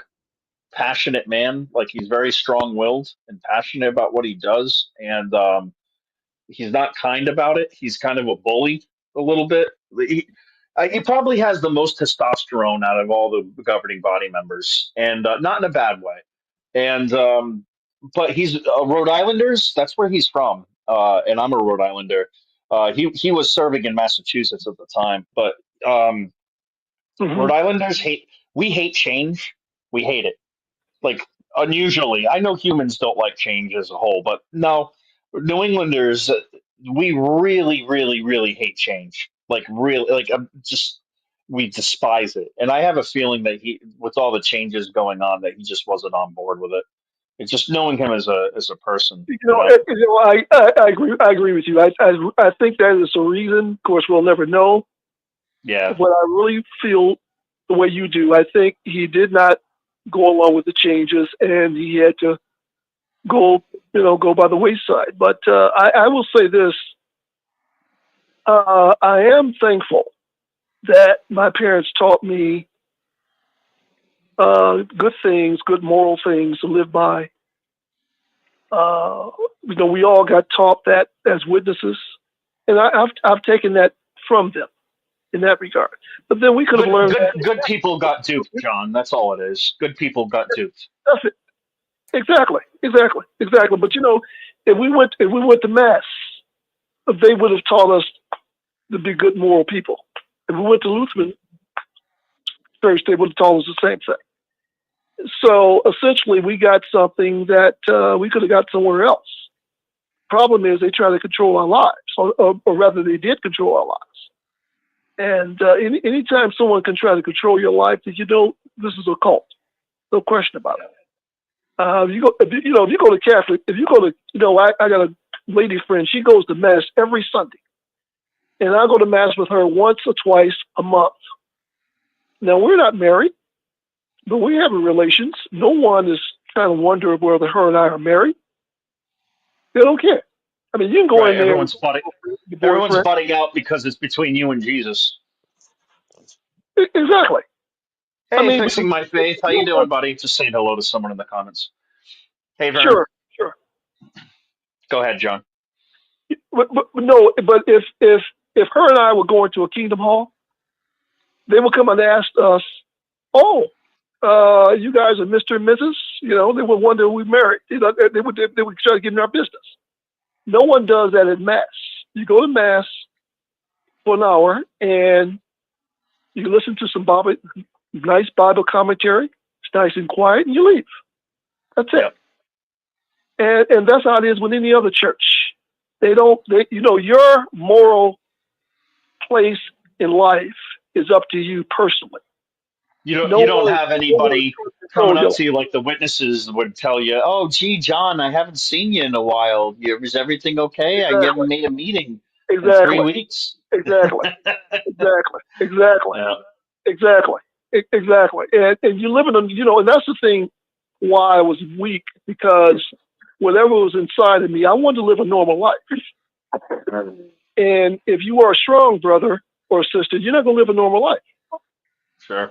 And they're suffering now because they didn't live a normal life. They lived a very screwed up life, and they lived in fantasy. When you live in fantasy, you live in a very screwed up life. And it's a very sad situation. So I think the ones who are weak, and I've always said this, they really don't want to do it. The only reason why they do it is because they don't want to be destroyed at Armageddon. That's all. That's the only reason why. It's They fear. really A lot of don't it's fear. I think it's sure.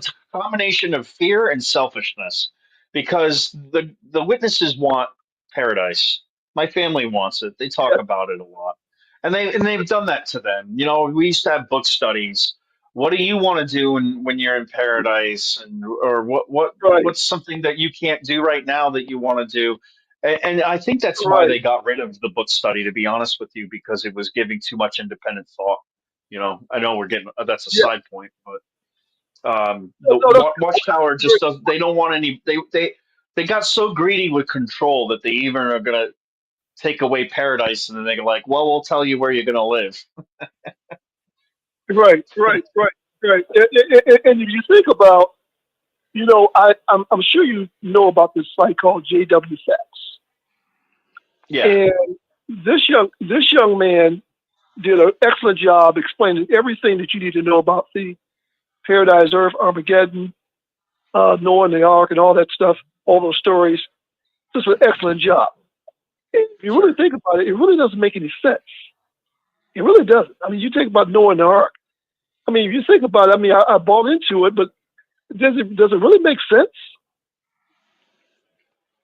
You have all these Oh, animals. Noah's Ark. Nah, I mean, like I mean, I don't want to. I don't want to tick off my Christian friends that believe in the Bible 100%, but it's impossible for Noah's Ark to be a global flood. Like maybe a portion of the world was flooded, but nah, it's absolutely Sure. impossible to go down the way they said it went down. I mean, like, okay, so what angel is involved in shit detail where he's constantly shoveling the poop out of the because you got to have a miracle to keep everyone from dying from methane fumes. I You, you, mean, nah, none of that makes sense. but the thing is, Eric. Though, you and I were learning these stories. We didn't think about all the. Nah, we just accepted it. Yeah. We just accepted it. Wait a minute. What about, they have to do their business. Where's all this poop going to go from? And you got elephants, you got tigers, you got all these animals in there. Noah and his wife, 3 sons and their wives, 8 people. All these animals, all pooping, and they were on there 40 days and 40 nights. Yeah. That's a lot of It's poop. over a month. And And not just the poop, but like, what about like you mean to tell me that none of the animals died? And if one of the animals died, then that means the other one was they weren't able to produce. You know what I mean? exactly, Like exactly, there's exactly, no way that it's going to be smooth sailing, literally. exactly, Yeah. exactly, exactly. And here's another thing. People talk about they're going to heaven. And they say, well, we bought into this too. They say, well, only they know. God puts them in their mind that they're going to heaven. That's a Okay, funny fine. comment. Okay, fine. Okay, fine. Then they say, well, if you think you're going to heaven, then you might have a mental problem. They start saying that. So my thing is, it doesn't make any sense. If you really think about it, we accepted it. It doesn't make any sense. What's your take on that? People, Job was putting in their mind that they're going to heaven. What's your take on that? What's the take on whether we have a heavenly hope or an earthly hope? Yeah, in other words, they taught us that Job will put in their minds that they're going to heaven. They're going to be up there with Jesus. What's your take? I think that's well, the people who claim that they're anointed, they're crazy because whether it's not they're not crazy for thinking they're going to heaven. They're crazy for thinking that they're like special, that God spoke to them and that they're special. That's how I Yeah, think they're crazy. Like, man, maybe crazy yeah, is a little extreme, but just no, yeah, they're I know. got a little too excited with the Holy Spirit. Something happened to where they, Yeah, right, right, yeah, right. Now you weren't around because you weren't a witness. I mean, okay, because you weren't here in '71, were you? nah. I was born in '81. Okay. Well, the elder arrangement didn't come until '72, and If I was people born in call. '71, I would have died a painful death because I'm a hemophiliac, which means I Oh, uh, I depend on blood fractions. So I see. blood Yeah, fractions were banned in the '70s, but not in the '80s. yes, So I right, was, right. I was fortunate because hemophiliacs will die a very painful death if they don't have their medicine. It's not an instant death. It's internal bleeding that takes a long time. It's very cruel what Okay. Watchtower has done to anybody who's needed blood Yeah, fractions, and then they changed their stance on it, and all the poor kids that all suffered. Anyways, it's a side point. yeah. No, I understand. No, what I was saying is that, before that they had the congregation overseer. So with just one brother, he ran the whole congregation. And we didn't have, in those days, I'm talking about the 1960s, we didn't have the records, of course. So it was a piano in every Kingdom Hall. And this congregation overseer's wife played the piano while we sang the songs, the hymns. And I'll tell you another interesting thing.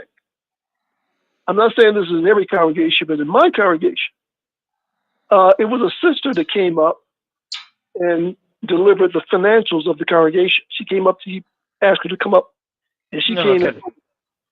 told him, and she told us our financials. That was very unusual.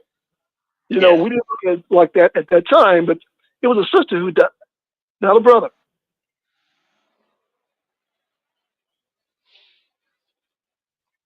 Yeah, that is unusual. It's almost always a brother. Not always. And Not almost always. It always is a brother. Yeah, so that's pretty weird. yeah, I that's how it remember this. was. And what do you think of? I'm sorry. Go Oh, ahead. that's funny. Vern from Vern from Canada from Fixing My Faith. He says I remember the piano days in the '80s in Watchtower. But yeah, I do too. Actually, they did it. They brought it on to the '90s, I think, a little bit too, because I remember, or somewhere around there, because I remember as a boy having the piano in the Kingdom Hall. There'd be a sister usually singing or not singing, playing the piano. Um, and all of us singing. But yeah, the organization's changed a lot, and now they Oh don't yeah, even use oh yeah. they don't even use a Bible anymore. Now they just use a tablet, That's you know. right.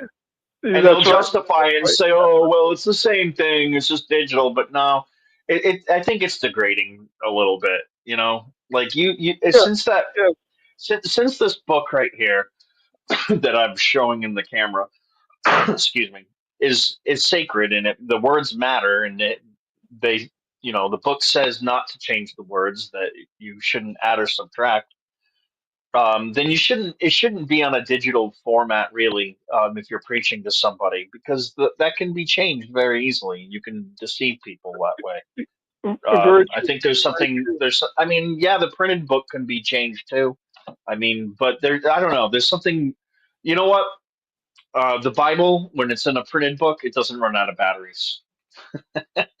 Right. That's right. That's right. That's right. That's God's right. word shouldn't run And of out of course, batteries.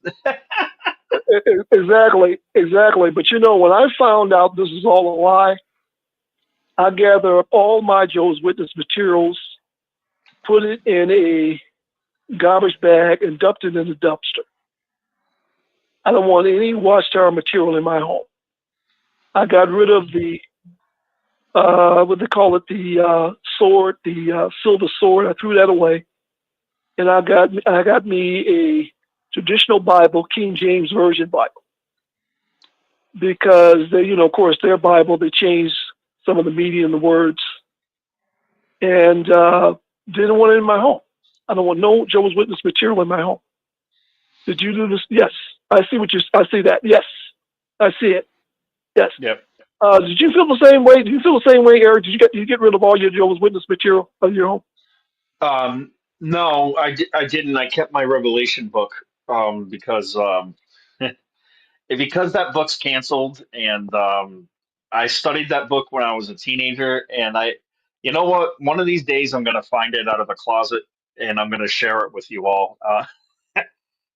I made some very bad drawings and like just inappropriate little notes and stuff like that. I didn't take that book seriously as a teenager. There's a politician in it, and he's having affairs with the Scarlet Beast or whatever. You know that picture with, and like the men of the world. And one of the guys, he Right. looks exactly like Judge Ito, so I put Judge Ito with a little arrow pointing to the politician because it was around the O.J. Simpson trial. It was the '90s, Yeah. Yeah. 94. and 94. Yeah. so I have that for nostalgia. But I burned the New World Translation, the Silver Sword, when I found a couple of scriptures that really, it really pissed me off that they changed, especially the one where they put there's a scripture that talks about being ambassadors for Christ, and they add we are also substitutes for Christ, which is a complete. I found that blasphemous, and I couldn't tolerate that. I was so disgusted with that because I thought to myself, there is no substitute for Christ. Did you die? Did any of us die for each other's sins? Like what a ridiculous thing to change. And I burned their Bible out of anger. I didn't feel like I was like a bad person for doing it or like I did an act of the devil or anything. I feel like I was burning the devil. In fact, the thing didn't even burn easy, which makes me think it was even possessed. Right, But right. yeah, You I, know, I got I only keep the Revelation book as a proof and future reference. sure. I tell you, when I was a witness, and I'm sure you can relate to this as well. When we had all this Bible aids, all these books, I thought we needed all that stuff, right? Yeah, I thought it was important I too. woke up, and as I woke up, I come to the realization: wait a minute. If you go to any other religion, all they have is the Bible. They don't have no Bible Yeah, aids. yeah, When they have a Bible study, they study the Bible itself. They don't have the truth book with them or some other book. They just have the Bible. And that's all you really need is the Bible. What do you need any other book for? And that never occurred to me because I was as being a religious witness. I was indoctrinated. So I didn't know any better. But any other church, any other religion, all they have is the Bible. And that's all essentially you need. yeah. I'm grateful. Rick Farron gave me that Bible that I showed in the video, Oh, and really? Oh, really? yeah, and I'm great. I'm actually very grateful of him for doing that for me because I have been comparing scriptures. Desiree my wife still has the New World Translation. She's not going to get rid of it, and I wouldn't screw with her book because it's engraved from her and it's from her parents. So it's one of those older. Sure, I sure, think it's the '80s Bible version. You know what I mean? That sure. one.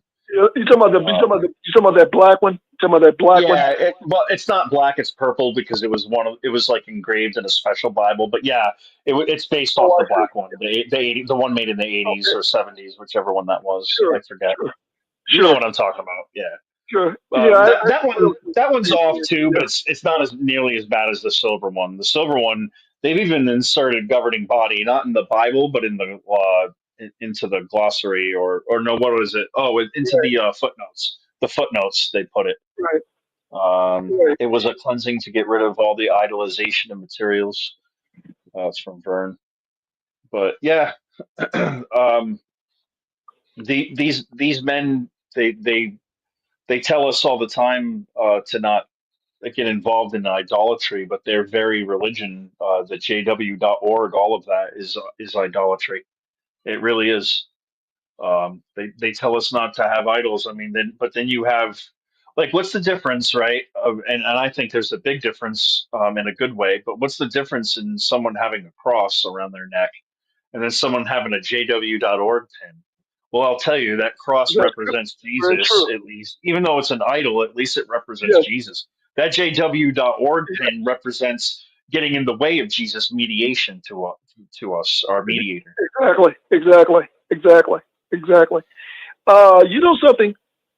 When the circuit overseer came to our congregation, the congregation overseer would get off the platform and he would ask who would like to provide lunch.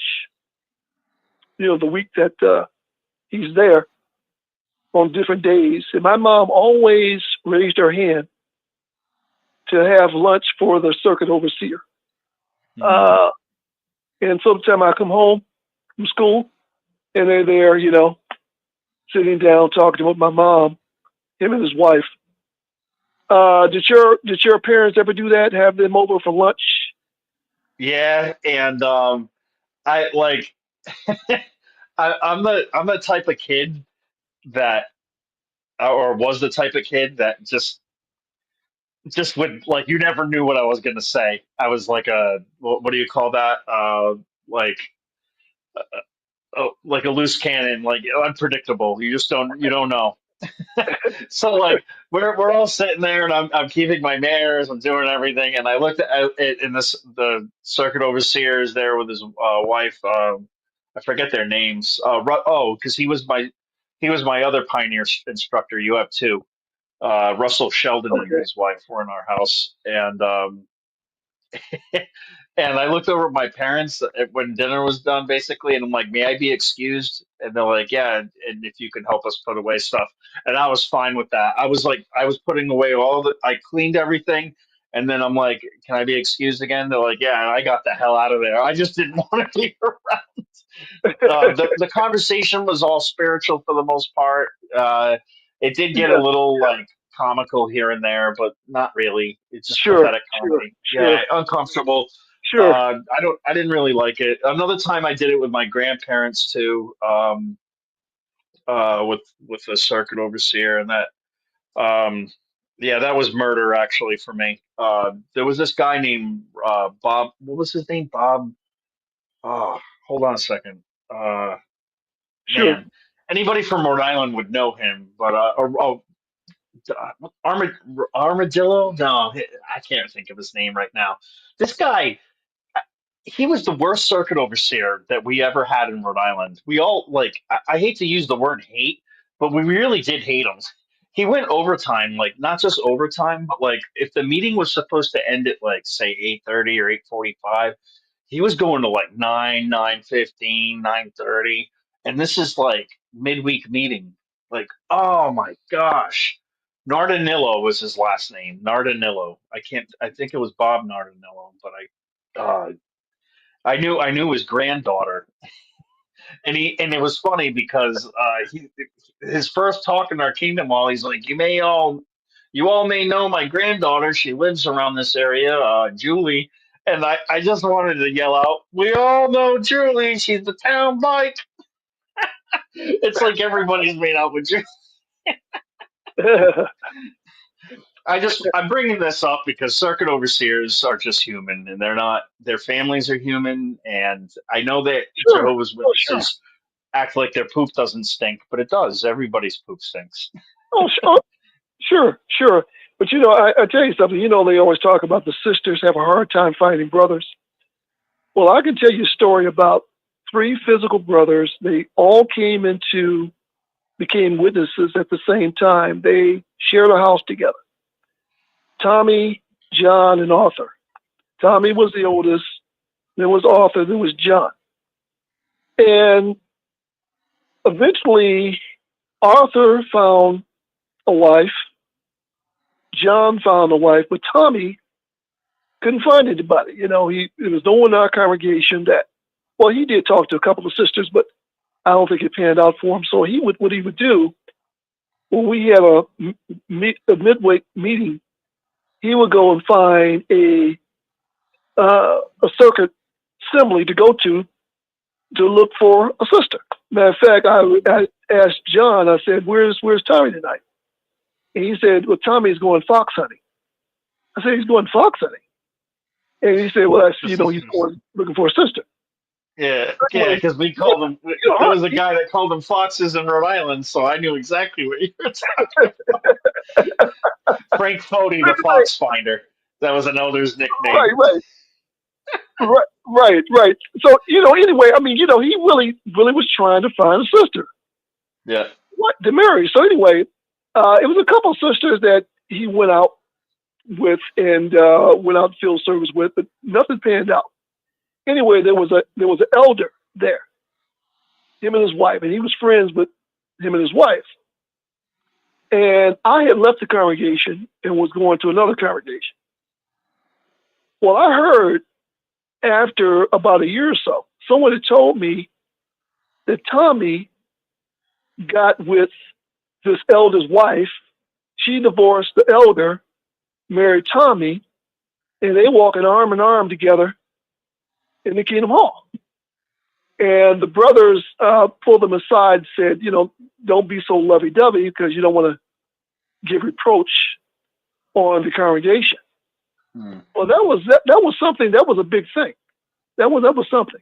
It really was. But that's going to show you sometime a brother have a hard time finding a mate as well. Oh, for sure.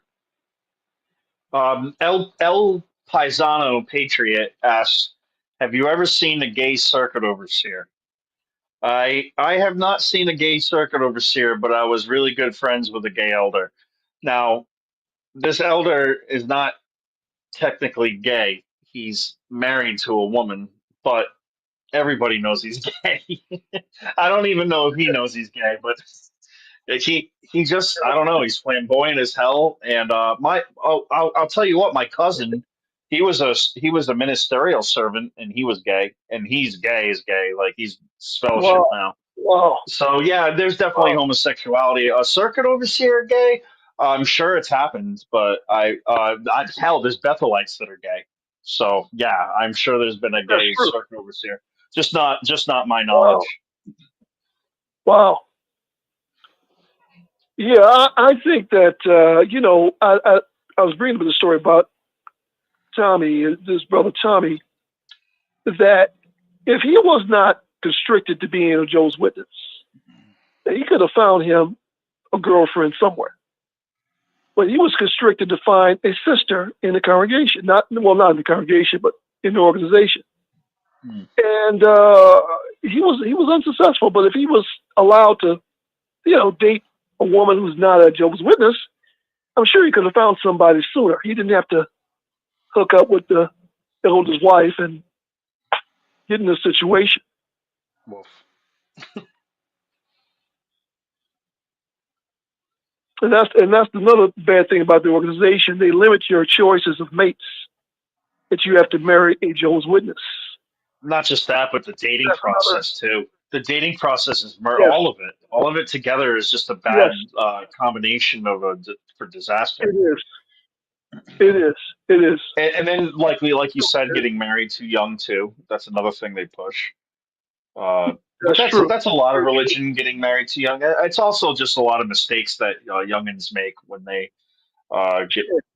Sure. pregnant too soon or something like that. But not to say that Sure. the good things come from it always. Not always, but Sure. usually. It's just Jehovah's Sure. Witnesses make it hard. They make it harder. Other religions They do. where, They say, a do. 16-year-old gets pregnant, they actually work with the kid and like, hey, like let's help you and to get back on the track to to get help. Whereas Jehovah's Sure. Witnesses just kick you when you're down. When I went to Alcoholics Anonymous, they were all very upset at me when I told them that Jehovah's Witnesses will shun or disfellowship you for going to Alcoholics Anonymous, because they will. That means you have a problem. That absolutely is That's right. grounds for disfellowshipping. And plus, even though it's anonymous, like just the fact that you're going there is a bad witness to Jehovah, supposedly. In Sure. quotation Sure. fingers. Yeah. Sure. Sure. But yeah, but they were Uh, pretty. They're all Christian people, and I was hearing gasps in the audience when I was saying that. They were just like, "Wow, like how do you like that's unchristian to keep someone to kick them when they're down and to keep them down, like how does an alcoholic ever learn when they're not being shown love? Because the most important thing you need as an alcoholic when you're trying to quit is support. It's pretty important to have a support group or so, at least somebody that's like, hey, like I'm here for you to, when like I support. I'm not going to drink around you. I'll support that. Like I'm not going to talk about it or whatever. That helps a person. But JW.org, they don't even want to be your friend anymore. They just all the Jehovah's Witnesses. If you go there and they see you that you like a sister in our congregation who went to AA and got disfellowshipped. You're kicking someone when they're down. ridiculous. It's a horrible thing. It's Like ridiculous. real Ridiculous. Christianity is to help someone grow, not to make That's it right. worse. That's right. That's right. That's right. And the thing is that they always knock other religions, the Catholics in particular. Mhm. And you think about it, if you're really a Christian, you should be concentrating on what you're doing. Why are you knocking someone else when you have all these issues in your organization, like the gay situation or the pedophile situation? Yes, the Catholic Church has that, of course, but they at least they acknowledge their problem. They will never acknowledge their problem, never. And they're talking about the Catholics for many, many years, but they did acknowledge their problem. We have a problem. We need to do something about this. And they won't talk about it. King never talk about it and will not deal with it. Just deny it. Yeah. It doesn't exist, and that's Deny. really, yeah. It's really really shameful. But I think that I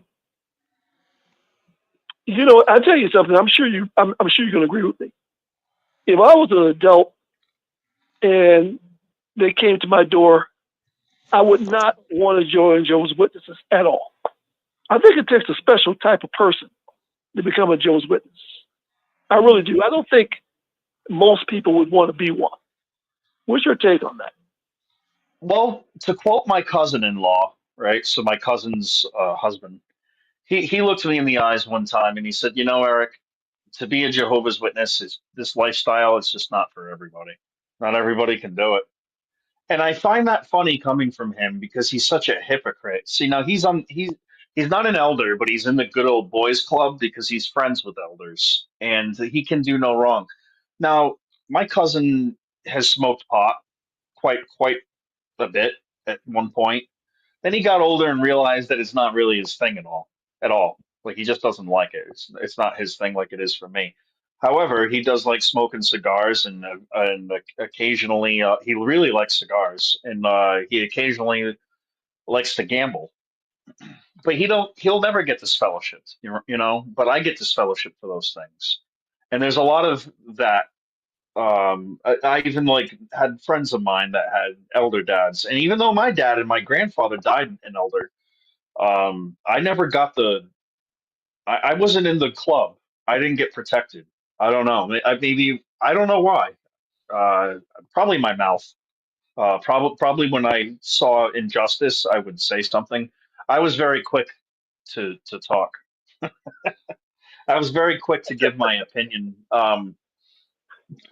I remember one time that they wanted us to all raise our hands in agreement or not in agreement, and it was a subject that I didn't agree about. But then I thought to myself, if I raise my hand, I'm going to look like an asshole, so I'm not going to do that. But like I guess I was always that type of person that I just didn't follow the fold, and I didn't realize that like not I wasn't like everybody else. Like everybody else followed the fold and I didn't, and I paid the price for it. I paid the price for speaking my mind. I paid the price for my actions or for things that I said or did. I had a brother. um Actually, I'm thinking of another situation where I told a brother off where I shaved. I told the story a million times, but I had shaved in the morning and then I had a part at night, and I knew I was going to have a busy day at work. So I went, and the brother brought me in the back room, and he counseled me for not shaving. And I'm like, I did shave. And he's like, No, you have a shadow. I'm like, Because I shaved this morning, asshole. And it's like, he didn't, he is hard of hearing, so it's possible he didn't hear me. Let me ask you a question. Did you ever Yeah. hear 5 o'clock shadow? Because some men have a Yeah, heavy. exactly. That's exactly what I had because I look at my beard. Like, hair grows easy on my face. And it just sucks because it's like when someone tries to do what you want them to do and Yes, it's like it's still not enough, right, like get the hell out of here. right. That's right. Because some men have to shave twice a day. My You know, grandfather did too. He told me, he said, because he was an elder, he died an elder, and he said, yeah, Eric, I got to shave twice a day. He's like, or I'll just have a shadow in the morning and shave at night. But he's like, I'll have a shadow if I don't shave, for the meeting, like right before. And it's just right. ridiculous that they did that to us. And now on Quora, they're all the Jehovah's Witnesses are saying, "Oh no, I knew brothers that had beards. Nothing's changed." BS. We have never That's seen the right. That's governing right. body with That's a lie. beards. We have That's never right. seen That's a lie. elders with beards before. That's right. That's right. That's a lie. That's a lie. Yep, it's a lie. And you know, the It thing was is, policed so bad. I It was policed so bad that there was a brother that I knew, and he's only a quarter black, right? So his mother's half black, his dad's Irish, and so he's very thinned out. But he looks more white, anyways. But he does have a little tint to him, a little tone. And the reason why I'm bringing up race is because in Jehovah's Witness world, at least in New England, you're allowed to have a soul patch, that little hair on the bottom of your lip. You're allowed to have that if you're a black brother, but if you're a white brother, you're not. Yep, that's how it was really, in Rhode Island. And this brother tried to sport the soul patch, and the coordinator of the body of the elders said no. And he's like, and he said to him, because I knew this brother personally, so he told me the story. He said, "You ain't black." He is very light skinned, but this is the mentality. I know it's funny, but this is the mentality of these guys. that is ridiculous. The whole thing is ridiculous. Yeah, but I knew brothers that were elders that had the soul patch, and they were black brothers, and it was okay. They were allowed to have it. I don't. Maybe it was a Rhode Island thing. I don't know if this is if this is a Jehovah's Witness thing around the world, but in Rhode Island, that That's I'm telling you, crazy. this is the That's thing. crazy. That's crazy. That's crazy. But you know, I tell you something. I've been to, they disfellowshipped me over 40 years ago. Okay, Hmm. and you recall when you were in with the elders and you having the, you know, they talking to you and discipline, and they say, you know, if you don't tell us something, you know, Jehovah will reveal it to us. Yeah. Well, let me tell you this. When I before they disfellowshipped me, I had affairs with two women, and it was not a situation where I got tempted by these quote unquote worldly women. I approached the women. I hit on them. We got together. I had an affair with one. Okay, Hmm. her and I broke up. I met another one. Had relations with her. Did not tell anyone. Didn't tell the elders. Didn't tell anyone. And you know how they always taught us that Jehovah sees everything, and that if Yep. you fornicate, that Jehovah is going It'll to put rise to the occasion eventually. You'll get caught. Yeah. it. Right, right. Well, what happened in that? What happened All in that things will be revealed. I situation? think they use that scripture. Yeah, exactly. I didn't tell anyone. I still went to the Kingdom Hall. I still went on to my meetings. No one knew anything.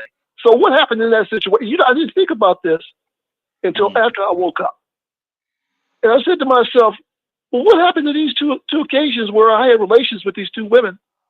I didn't tell anybody. The elders didn't say anything. The reason why I got this fellowship is because I told on myself. No one told them anything. So what happened in that situation? About Jehovah sees everything. Right. Exactly. It's not. It's nonsense. Because you know what would have happened? What would have happened was if Jehovah actually seen something, he would have sent one of those brothers around me where I was out with this woman or going into her home. That's what it would have happened. Never happened. So I didn't think about it until after I woke up. Couldn't show you all this stuff is nonsense. Hmm. And that's why. I'll give you another. I'll give you an example, John. A buddy of mine. Now I have two friends from this situation that are related that I didn't know they were. Now there's Don. Well, he's passed away, but I'm not going to give his name because I don't even know if his son knows that he's his dad. I'll call him the Don. The Don is older than me. He was like maybe 15 years, 20 years older than me, probably 20 years older than me. He was really good friends with my uncle, John Matarese. And my uncle uh, used to work for him. He was a millionaire at one point. He was a Jehovah's Witness. and he only made I think he went as high as ministerial servant. He was a millionaire from having a uh, an auto parts like store, and he had like drivers and stuff like that, and drive the parts all over New England. He did really well for himself for a while. Got into some drug problems, but anyways, before that, his his wife cheated on him with an elder from another congregation, like the neighbor congregation. And if you know anything about the Don, my friend, the older guy, he he got revenge on the guy because uh, he knew that his wife had a crush on him for a long time. So he was a smooth talking man. He had nice cars and nice house, and he slept with her. And the first time that they had sex, he impregnated her. Now I didn't know any of this, and I found this out a few years ago, maybe about 7 years ago to be precise. Um, and the kid that is the bastard out of this now. So what happened is when he got they stayed quiet and they didn't tell anybody, and the kid ended up being a friend of mine, somebody from Fall River. We actually we're childhood friends, and we stayed in touch up until I don't know our early 20s, and then it faded from there. But um, he they kept it a secret all along, and he think like the funny thing is that now when my buddy my our mutual friend, one of my best friends, told me this story, and he didn't realize that I knew his son, bastard son, if you will. And I'm like, oh my god. He's like, what, you know him? I'm like, yeah. Is that why he has blonde hair and blue eyes?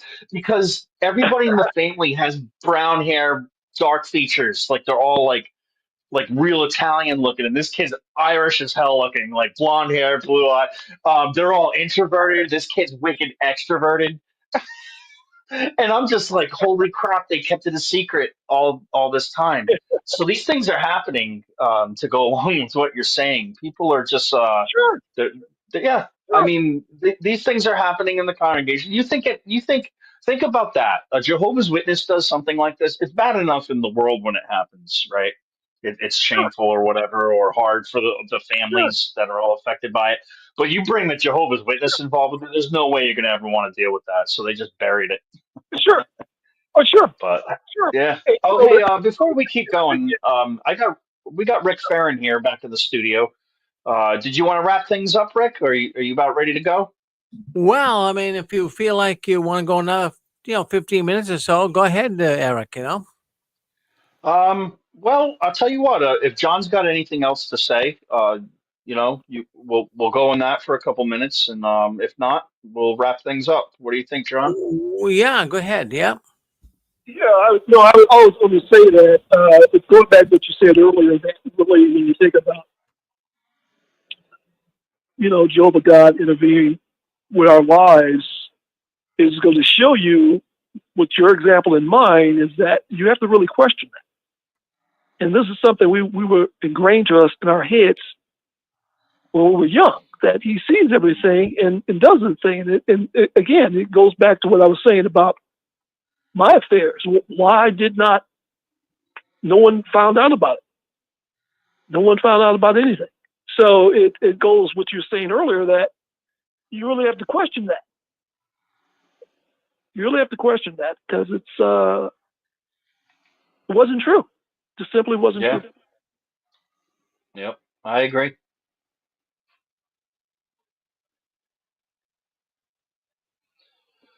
Well, yeah. I think if we don't have too much to talk about, I guess we'll wrap things up because Rick was saying 1 o'clock and it's 11:55 my Sure, time, 12:55 sure, his time. But yeah, it's sure. been a good show. It was really good hearing from you tonight, John, and everybody else that called in. I think JP's still here. JP, did you have anything to say before we head off? He might not even be on.